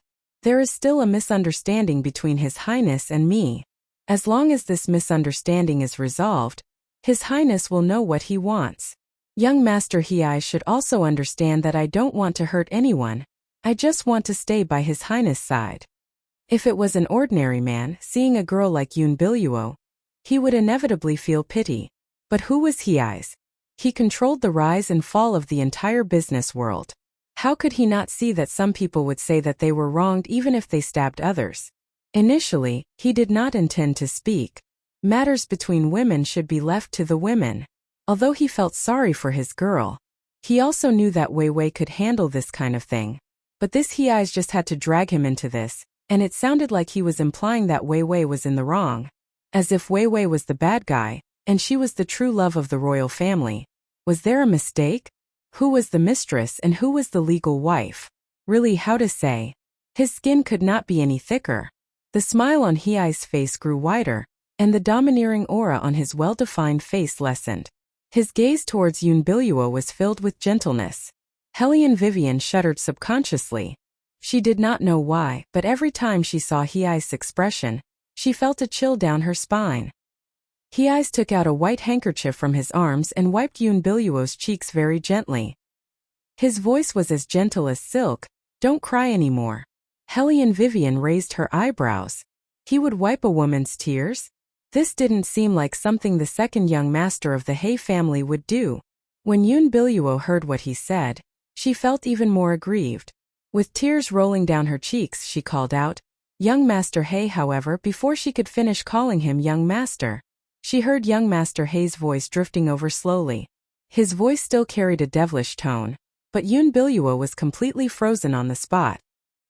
He said, "If your face is ruined from crying, what else can you use to deceive people? What are you going to use to deceive others when your face is ruined from crying? Now that you've ruined your face, what else can you use to deceive people?" Yoon Biluo's fingers paused. There were still tears at the corner of her mouth, but her expression was a little stiff. It was a lively scene. He-Eyes retracted his hand and threw away the handkerchief. He still had that overbearing and devilish temperament, as if what had just happened had nothing to do with him at all. When Hellion Vivian saw this scene, she laughed very unkindly. Yoon Biluo bit her lips slightly. The people behind her could not bear to see the tears in her beautiful eyes. She took a deep breath and her shoulders trembled slightly. It's okay if young Master He says so. I think I'm still too naive. I should fight for what I want and shouldn't worry so much. Now I've made young Master He think that I've become a bad person. I know that there are some things that I shouldn't do, but His Highness and I have been together since we were young. I can't let go. I'm not asking Hellion Wei to give His Highness to me. I just want to enter the palace safely. As she spoke, she paused and looked at Hellion Vivian. Hellion Vivian, can't you even agree to this request of mine? Hellion Vivian laughed. Looking at the condemning gazes from all around, it seemed that if she did not fulfill Yun Biluo's wish, she would be breaking up a pair of ill-fated mandarin ducks. It has nothing to do with whether you enter the palace or not. Hellion Vivian leaned back lazily and crossed her legs slightly. Her gaze was indifferent. The aura of a superior that had been dormant in her body leaked out little by little. You've come to me again and again, saying the same thing every time. Even if you don't find it tiring, I find it boring. Yun Biluo. Not all relationships are worthy of everyone's blessings. It's your business that you can't let go of Biligaju. If he can't let go of you too, then both of you are in love with each other. Now that the secondary consort selection has not started, you're acting as if I'm the one who's stopping you. If you really enter the palace, I won't interfere and you can do whatever you want. But now, I'm still the third princess consort. You keep on compromising. You're really a mistress and a bitch. You still want to set up a monument for yourself. The point is, are you sure that Biligaju will accept you as the mistress? Hellion Vivian's last sentence made Yun Biluo burst into tears again. She was so weak that she could not even stand properly. She reached out her left hand and covered her face. I don't want to do this. I'm the one who knew the royal family the earliest. Someone could not stand it anymore and reached out to support Yun Biluo from behind. Sister Yun, don't talk to her anymore. You won't understand this kind of person. That's right. The secondary consort selection is about to start. Sister Yun will definitely succeed. As long as the secondary consort is chosen, you won't have to worry about not being able to resolve the misunderstanding after spending a long time together. By then, it will be clear who His Highness really cares about. Since someone isn't willing to accept you, you don't have to worry so much when you become the secondary consort. If His Highness wants to divorce someone, you don't have to plead for that person. Hellion Vivian listened to these words and the mocking smile on her face deepened. She often saw such things in the modern world. She really did not understand what people were thinking. She snatched someone else's husband and still acted so righteously. And the people around her would always be touched by such true feelings. Only the main wife would be bullied until she had no power to fight back. Hellion Vivian still remembered what the mistress who snatched her father said when she came to find her. He has never loved you. Back then, he only married you because he needed a marriage. Until he met me.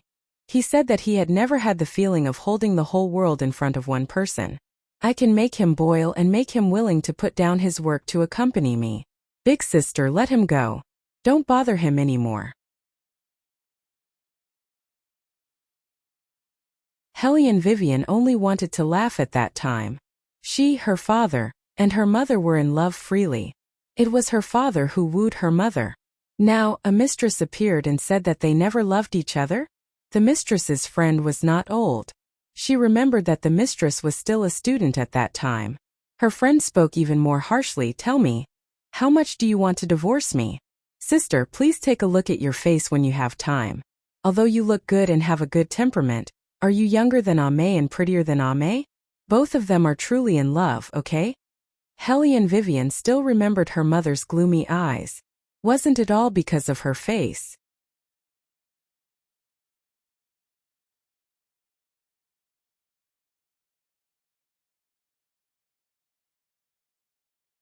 Chapter 387. Hellion Vivian sneered and played with the porcelain cup in her hand. When she looked up at Yun Biluo again, there was a sense of oppression in her bones that made people tremble. Yun Biluo, do you believe that if you show up in front of me again, I will make sure that you can't be my concubine? Wasn't it just a competition of looks? Her face was still presentable. Yun Biluo probably did not expect Hellion Vivian to say such things. She stopped crying and clenched her fingers that were hidden under her long sleeves. She turned around and looked at her friends with a pitiful expression. Let's go. Those people glared at Hellion Vivian fiercely and walked down the stairs with Yoon Biluo. Their comforting words could be heard faintly. Sister Yoon, don't be sad. It's not up to her whether she can be the concubine or not. She should take a look at her own face. How can she stop the emperor's imperial edict? I'm fine. Yoon Biluo seemed to be trying her best to smile. The corners of her mouth were curved upwards, and her purpose was to make people feel more sorry for her. I've made everyone worry. His looked at the interactions on the first floor and glanced at Hellion Vivian. Girl, compared to Yoon Biluo's pretentiousness, you are so far behind. I know. Hellion Vivian took a sip of the tea and realized that it was a little cold. His raised his eyebrows. Aren't you going to teach her a lesson? I'm busy these 2 days. Hellion Vivian put down the teacup and looked absent-minded. His reached out and brushed her bangs. Don't think so much. Yoon Biluo can act, we can do it too. The main thing is what you think of the third prince. No. Hellion Vivian's voice was indifferent. The main thing is what the third prince thinks of Yoon Biluo. His smiled. Whatever you say. Anyway, when the time comes and you feel wronged, I will take you away immediately. It's easy to make money in Jiangnan. And we can also expand the power of Wei Zhe world. Wei Wei hummed in agreement, yet her heart was filled with an indescribable warmth. Wei Zhe was very good to her, just like when a younger sister was bullied outside. As soon as the older brother heard that, regardless of whether he could beat the opponent or not, even if he was beaten black and blue, he would still help prevent her anger. She did not have such feelings when she was in the modern world. She had always been alone, even after her mother passed away, when she was slandered as a thief. No one thought of standing up for her. But he let her know what kinship was. His looked at Hellion Wei Wei's cold expression of wanting to thank him, but was not used to saying it out loud. He reached out and patted the child's head. When other girls are your age, they only think about which family's young master is more handsome. You, on the other hand, have been acting like I'm very lazy and you better stay away from me since I first met you. Do you have to be so mature? Compared to you who started to visit brothels at the age of 12, I'm not mature. Hellion Vivian took his hand away and said without hesitation. His, whose dark history was exposed, twitched his mouth. His adopted sister was not. Wait. What did you call me? His eyes lit up. Hellion Vivian turned her head and raised her eyebrows. Big brother. Ha ha ha ha ha ha ha. His went crazy and reached out to pat Hellion Vivian's shoulder. You're finally willing to call me big brother. Hellion Vivian almost vomited blood from his pat. She knew that the 3 generations of the He family were all boys. When Profound Heaven was just opened, His had been talking about how he wanted a younger sister all day.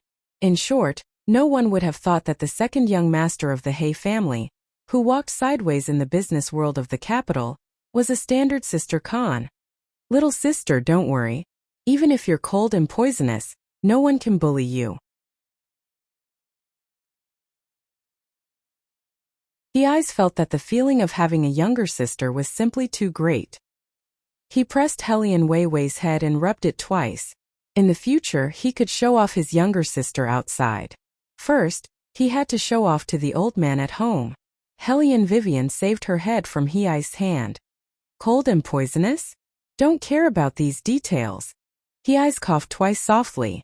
Hellion Vivian raised her eyebrows and continued. Let's talk about business. I want you to help me pick a few guards with good martial arts. They must all be women. Women?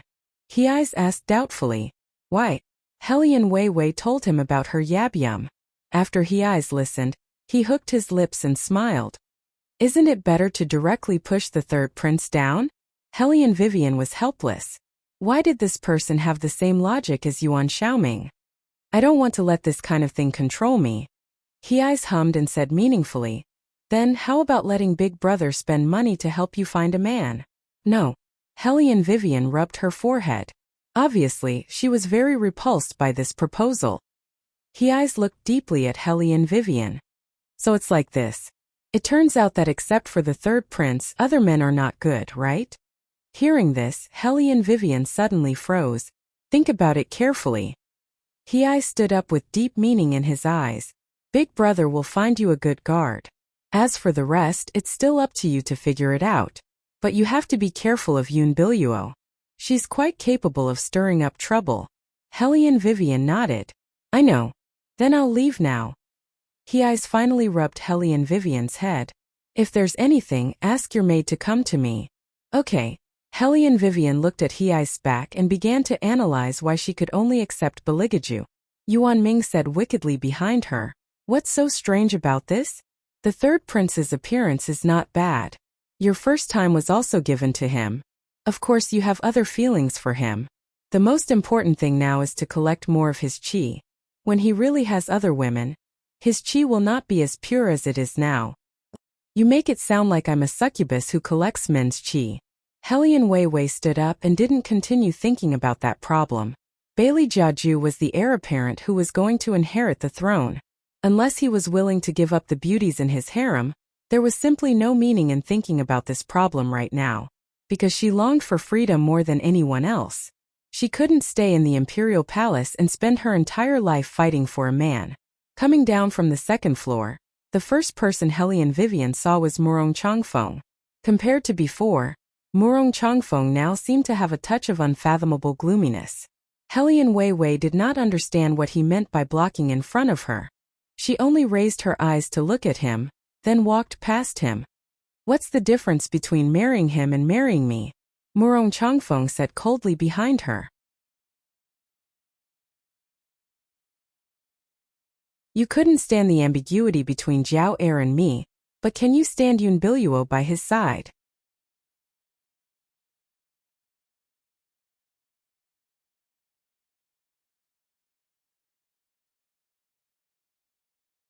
Chapter 388. Hellion Vivian turned around, her eyes filled with sarcasm. What I can't stand is your scum and ingratitude. Murong Changfeng, save it. If you have the time to wander around in front of me, why don't you think about how to climb up? Didn't you kick me away because of this in the past? In your mind, whoever you marry is just a stepping stone on your career path. Murong Changfeng's expression changed when he heard Hellion Vivian's words. His fingers clenched so tightly that they made some noises. Then he laughed mockingly. The third prince doesn't need to marry anyone to climb up. But with your current appearance, how long do you think he'll allow you to stay by his side? You should have expected this when you married him. Or else you wouldn't have asked Hei's to prepare a way out for you. What does our matter have to do with you? Hellion Vivian looked at him indifferently. Her tone was neither cold nor warm. Don't worry about it. You. Murong Changfeng looked at the back of the figure that he could no longer get close to. Other than anger, there was also emptiness in his chest that could not be filled. Yoon Billuo was standing under a locust tree not far from them. The corners of her mouth were slightly upturned. She combined what Hellion Vivian said in the tea house with what Murong Changfeng just said. The marriage between Hellion Vivian and His Highness was just a deal. So that was it. Yoon Billuo's thin lips were half curved. So it was just a relationship of mutual benefit. That was easy to explain. On the other hand, Hellion Vivian, who left the trading compound, wanted to take advantage of the time to go to Green Dragon Lake to see the Green Dragon at the bottom of the lake. However, there seemed to be more fog in Green Dragon Lake than usual. Hellion Vivian could not help but frown. Something's not right.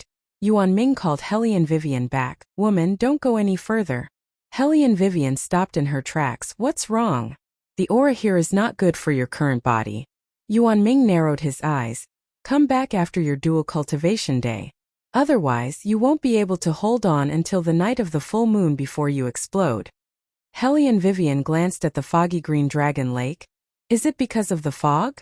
This is not an ordinary fog. Yuan Ming's eyes slightly darkened. I don't know what means someone used to gather all the resentment in the academy here. For now, it's not suitable for you to go further. Hellion Weiwei frowned again. What about the Green Dragon? You want to hand it to someone else. Go with the Green Dragon Lake with the full moonses with the full moon nightses for him. Then come find the dragon. After the night of the full moon. S's a lots with hisses with the Dragon Lake he s. Well the of the Green Dragon the of the dragon the of the. From. Was with. Of teat. Splash. The lake water churned creating layers of splashes. While Hellion Vivian and Yuan Ming were talking, A carriage stopped in front of the Hay family's bronze gate. "Madam, miss, we're here." The coachman opened the curtain. A young girl's figure walked down from the carriage. Her waist-length black hair was combed neatly behind her head. A pair of watery and charming eyes that made a man's heart itch unbearably moved. It seemed that she was thinking of something. And from this young girl's luxurious attire, it wasn't hard to see that this girl's identity was either wealthy or respectable. Although she was covered in a white veil, one could still see that her appearance and silhouette was clearly Hellion Jiao, who had fled a few days ago in order to avoid the rumors. The Hellion Jiao who had been resting outside for a few days looked much better. Su Yanmo was standing beside her, supported by her hands.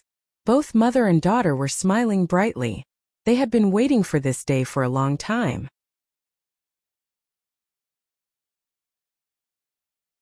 The third prince was finally going to choose a secondary consort. This was great news for them. Hellion Vivian, that ugly girl, would definitely lose terribly. Both mother and daughter left the city to let the rumors in the city die down before they came back. However, Su Yanmo unexpectedly received a piece of shocking news. She had found a clue about the hidden army. Madame Su hesitated for a moment. She waved her hand and signaled for her servant to wait. She adjusted her expression and walked towards the Hay family's residence. "May I ask what brings you to the Hay family's residence?" The two guards at the entrance turned to look at Madame Su, who was walking towards them. They frowned slightly. "My two brothers, please inform him that Madame Su of the general's residence is here to visit. She wants to discuss the hidden army with us." Su Yanmo confidently mentioned the general's residence, and Old Master Hay would definitely invite her into the residence. "Please wait for a moment, madam. I will inform Old Master Chun." The two guards looked at each other when they heard the words hidden army. One of the guards turned around and walked into the Hay family's residence. After a while, the guard who went in earlier came back and said to Madame Su calmly, "Madam, the Hay family only welcomes the real Hellion family." "What do you mean by the real Hellion family?" Hellion Jiao, who was listening at the side, asked coldly. "Am I not a Hellion?" The guard glanced at her and said calmly, "I don't think this young lady is the heir of the Hellion family. Then I should be qualified to meet the hidden army, right?" Hellion Jiao could not hold back her anger. "The Hellion family will be handed over to my father. I am the heir appointed by my father. When the time comes, even the hidden army will belong to the general's residence again. I should meet them now so that we can get to know each other better." The guard was unmoved. "If you want to meet the hidden army, you must show your military residence. As for you, young lady, you don't have a military seal and you are not a real Hellion family member. So, please go back." After that, the guard did not look at Hellion Jiao anymore. He looked straight ahead and scanned the surroundings, as if the mother and daughter in front of him did not exist. Su Yanmo's smiling face was filled with disbelief when she heard the guard's words. According to her idea, she had originally brought Jiao to meet the hidden army. Jiao's identity as the Phoenix Girl was popular everywhere. Even if she was not, she should be able to meet Old Master Hay. As long as she met Old Master Hay, even if she could not get the hidden army's support, she could at least understand the hidden army's thoughts through him. However, what she did not expect was that Old Master Hay did not give her any face at all. He did not even let her enter the Hay family's main door. Su Yanmo gritted her teeth at the thought of this.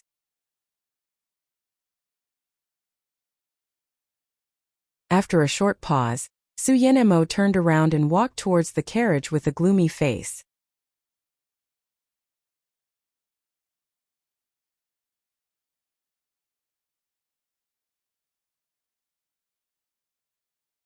Chapter 389. When Su Yanmo's accompanying maids and coachmen saw her approaching with a gloomy expression, they were so scared that they lowered their heads and did not dare to say a word. This was because these people who served Madame Su all year round knew that according to Madame Su's habits, whenever she was in a bad mood, she would definitely find a random target to vent her anger on in this group of people. Madame Su did not do what everyone thought and instead walked straight into the sedan chair. Return to the residence. Madame Su sat back in the sedan chair with an unusually cold expression. She gritted her teeth and coldly spat out 2 words from her mouth. When the sedan bearers heard this, they quickly lifted the sedan chair. Hellion Jiaoer clenched her fists unwillingly. Mother, are we going back just like this? We haven't even seen the hidden army yet. Jiaoer, didn't you hear what the guard said just now? If you want to see the hidden army, just being the descendant of the Hellion family is not enough. You must also have the military residence. In the sedan chair, Madame Su gradually calmed down the anger in her heart. She recalled what the master of the He family had asked the guard to tell her and slowly explained to her beloved daughter. Hellion Jiaoer was also smart. With just a few words of advice, her eyes lit up. So you're saying that even if that little bitch Hellion Vivian comes, as long as she doesn't have the military seal, she won't be able to see the hidden army, right? Yes, in order to truly deploy the hidden army, one must have the military seal. So even if that little bastard has the blood of the Hellion family flowing in her veins, it will be useless. Moreover, her actions in the past few years have already disappointed the hidden army. Otherwise, as the only descendant of the Hellion family, the hidden army would have contacted her long ago. However, the truth is that even old Master He doesn't like that little bastard.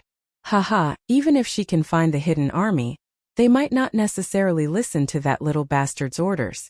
Thinking of this, Madame Su's face no longer had the anger from before. Instead, she smiled more happily than ever. The Hellion Jiaoer also curled her lips and leaned on Su Yanmo's shoulder. She said happily, then wouldn't that little bastard Hellion Vivian's last escape route be cut off? After the third prince chooses a secondary consort, under good circumstances, he will still leave her a place in the palace. If the situation is not good, he will directly abandon that ugly girl. When that time comes, father will seize all of the inheritance rights of the Hellion family. That little bastard will definitely cry herself to death in a corner. Even if she has profound heavens, she still can't beat me. Of course, our Jiaoer is the most sensible and beautiful. Su Yanmo reached out and caressed the Hellion Jiaoer's long hair. Imagining the days to come where she could hold her head high made her feel very relieved. By then, the congregation would be over and Hellion Vivian would be kicked out. She must bury that little bastard in the ground, just like her mother. However, Su Yanmo would never have dreamt that not only did Hellion Vivian get the recognition of the hidden army, she had even started her first batch of firearms experiments. Therefore, on that day, just as Su Yanmo left, Hellion Vivian received news that she was looking for the hidden army. After disguising herself, Hellion Vivian put on a cloak and went to the He family. Old Master He looked a little angry. They stole someone else's house and yet they still talk like the hidden army belongs to them. Who do they think they are? Hellion Vivian laughed.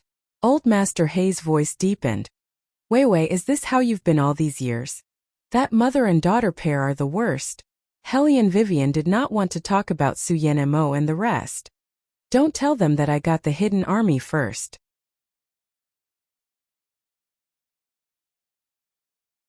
Let's see what they want to do. Now that the imperial court is not stable, it's safer for the hidden army to keep a low profile. It won't be too late to let them out after we've made all the guns and ammunition. Speaking of your guns and ammunition, it's amazing. Old Master He pointed at De Xiong, who was practicing outside. Especially that assault cannon that De Xiong is carrying. It can even smash rocks into pieces. Hellion Vivian was not surprised by the power of the assault cannon. After all, she knew its effect better than anyone else. However, Hellion Vivian did not expect it to be made so quickly. Are all of them done? There are still 1 or 2 items left, but most of them have been completed. I sent you this letter because I wanted you to come and take a look at our results, Old Master He said as he led Hellion Wei Wei into the inner courtyard. The place was very secluded and covered with a layer of cut green branches. Open it. There were a total of 10 big wooden boxes. The high-quality guns were lined up in a row, shining with a cold black light. Hellion Vivian smiled as she bent down and picked up one of the guns. She pushed the gun and loaded it. Her skillful and fast movements had a unique handsomeness. Not bad. Other than the fact that the heavy machine gun was not as exquisite as the modern ones and would be more unbearable to carry on one's shoulders, there were no other problems. Dressed in military uniform, Qi Yan was standing not far away from her. His eyelids were slightly raised, and his slender legs gave people the feeling that they could crush everything. Hellion Vivian put down the gun in her hand and smiled at him. When Scarlet Flame walked in, His gaze fell on the collar around her neck. His long eyebrows furrowed. What is this strange thing? Hellion Vivian said, She could not say that the third prince wanted to play a role, so she only said vaguely, it's just a decoration. Using a dog collar as a decoration? When Qi Yan bent down, people could always smell the faint smell of gunpowder on his body. Hellion Vivian took a step back to avoid letting him touch her skin. Qi Yan looked at her, his eyes cold. Did the third prince give it to you? How do you know? Hellion Vivian was puzzled. Qi Yan sneered. Using this method to announce his possession suits his personality very well. You know each other? Hellion Vivian raised her eyebrows. She did not think that they would know each other. Qi Yan's tone was indifferent. We met once or twice in the palace. That person was not easy to get close to when he was young. It must be even more so when he grew up. He could not stand anyone touching his things.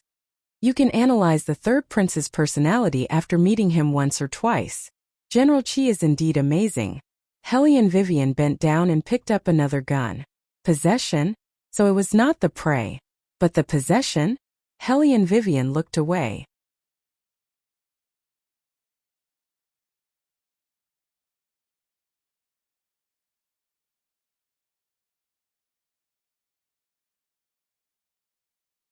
Chapter 390. Your Highness. In the corner of the inferior compound, Yun Biluo walked out from the shadows. She stared at the figure in front of her with undisguised adoration.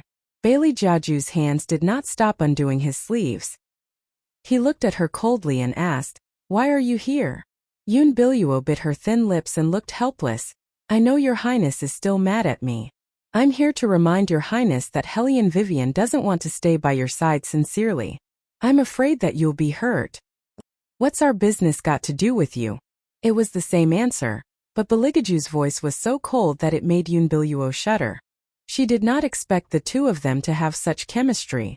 Suppressing the unwillingness in her heart, Yun Biluo looked at Bailey Jiaju with teary eyes and said, She told me personally that it was just a pre-wedding deal between you two. Your Highness, you said that humans are the most selfish animals in the world. I really don't want to see you being used again. Used? Beligaju stood there quietly as if his entire movement had stopped. Then, he raised his eyebrows elegantly. She told you that it was just a deal? Yes. Yun Biluo's eyes were filled with tenderness. She reached out to hug Beligaju. She knew that the man needed comfort the most now. With his long hair covering his eyes, Beligaju smiled deeply. I don't mind being used by her. You better get out of here before I have the urge to kill. Yun Biluo was stunned and did not dare to take a step forward. Looking at his golden eyes, she stumbled out of the inferior compound. However, Bailey Jiaju only looked at his own bleeding finger. Waves of dull pain grew in his chest. To that woman he was just being used? Your Highness. Shadow knelt on the ground worriedly. Beligaju calmly retracted his arm and placed it by his side. He glanced at the person on the ground, making his expression invisible. Follow her. Yes. Shadow lowered his eyes. He was surprised that His Highness did not trust Miss Yun. Just a moment ago he even felt a murderous aura. However, he did not understand why His Highness kept Miss Yun alive. In the past he thought that it was because of their old relationship. Now it seemed that His Highness had other things he wanted to know about her. From the moment Hellion Weiwei entered the room, she felt a little strange. Although the room was completely dark, she could still feel that there seemed to be someone here. Sure enough, when she looked up, she saw the silhouette of a person sitting on the chaise lounge. Under the faint moonlight, she could only see a slender figure, if not for the pair of eyes that reflected light like a cat's in the dark. Hellion Vivian almost thought that she was hallucinating. It was obvious that Beligaju was sitting there. Come here. His voice was not loud, and in the narrow space, it was so low that it made people's ears numb, but Hellion Vivian could still hear the coldness in it. Hellion Vivian turned her head and looked at Qingzhan, who was behind her. Qingzhan, you can leave first. I want to talk to His Highness. Yes. Qingzhan was obviously a little worried. She frowned. However, she still left and did not forget to close the door before she left. Hellion Vivian reached out and lit the oil lamp. Only then did she realize that beside Beligaju's hand was the package that she had packed for the full moon night. When she approached to tidy up those clothes, Bailey Jiaju unexpectedly curved those rare thin lips of his towards her. Hellion Vivian immediately felt a demonic aura. She could not wait to take out the demon-revealing mirror to reveal his true form. "It's because I usually spoil you too much, that's why you have such big guts, isn't it?" Bailey Jiaju looked at her with a heavy gaze, his body still carrying the unconcealable smell of blood. Hellion Vivian wanted to say something as his warm breath lingered around her ear.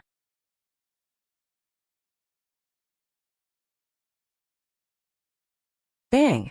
Beligaju pressed her on the table. The candlestick fell to the ground and made a series of clanking sounds.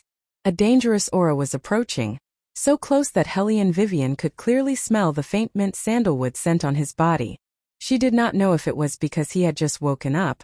His voice was slightly hoarse. "You really want to leave?" His voice was cold and ruthless. The intoxicating tea fragrance became hot. It was more like some kind of aphrodisiac. Hellion Vivian could only turn her face away. She could not help but feel uncomfortable, especially when Beligaju was close to her. It was as if a fire was burning in her body, roasting her limbs until they were soft, and even her consciousness was gradually blurred. She looked at Beligaju in a daze. She just wanted to maintain her rationality and pretend that nothing was wrong. She was not deliberately trying to be brave. She just did not want him to see her in such a sorry state. "Let go of me first."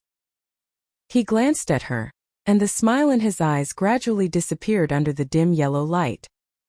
He began to become incomparably cold again. "Why should this king let you go? So that you can leave now and fly away with someone else? Hellion Vivian, to you, am I that easy to use? I used to think that you were stupid, but now..." Heh. A heh was not contained in his words. "I am not using you." Hellion Vivian felt that her strength was draining away, so she could only focus and reply, "We are helping each other. You were the one who agreed to the original contract." Bailey Jiaju stared blankly for a moment. When he first signed the contract, he wanted to find an excuse to feed this little fox until she was mature. He didn't expect that she would use it to shut his mouth again and again. Hellion Vivian was a bit confused. She was confused for a while. Then she sobered up a bit and wanted to push Beligaju away. "About the package, how do you explain it?" Bailey Jiaju exerted force with his left hand and trapped her in his arms. She couldn't even move an inch. Hellion Vivian was a bit annoyed by the evil fire in her body, so she reached out and grabbed his collar. "Because I need a place to spend the night of the full moon." This answer, Your Highness should be satisfied. In order to prevent herself from pouncing on him, she tried her best to avoid the two of them meeting. This person kept coming in front of her. "Be careful that she really did what Yuan Ming said," and left after pouncing on him. Hellion Vivian had a bad temper. She was vengeful for the smallest grievance. She would not allow anyone to go against her when she wanted to eat or do something, so she had to have the same personality as a fox. No one knew better than Bailey Jiaju how domineering Hellion Wei Wei was. Don't be fooled by her thin figure. She was not afraid of him at all. This kind of bad-tempered person, now obediently curled up in his embrace, made Beligaju's chest feel completely suffocated.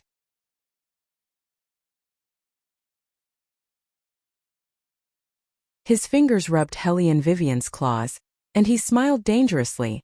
"Where are you going to spend the night?" You're tuning in to the Li Mei's Wuxia Whispers YouTube channel. We're so grateful for your support, and don't forget to subscribe to join us on this incredible journey through captivating stories. Your generosity through donations truly makes a world of difference, as it's the primary source of revenue that allows me to expand and enhance this channel for you. Thank you from the bottom of my heart for being a part of this adventure.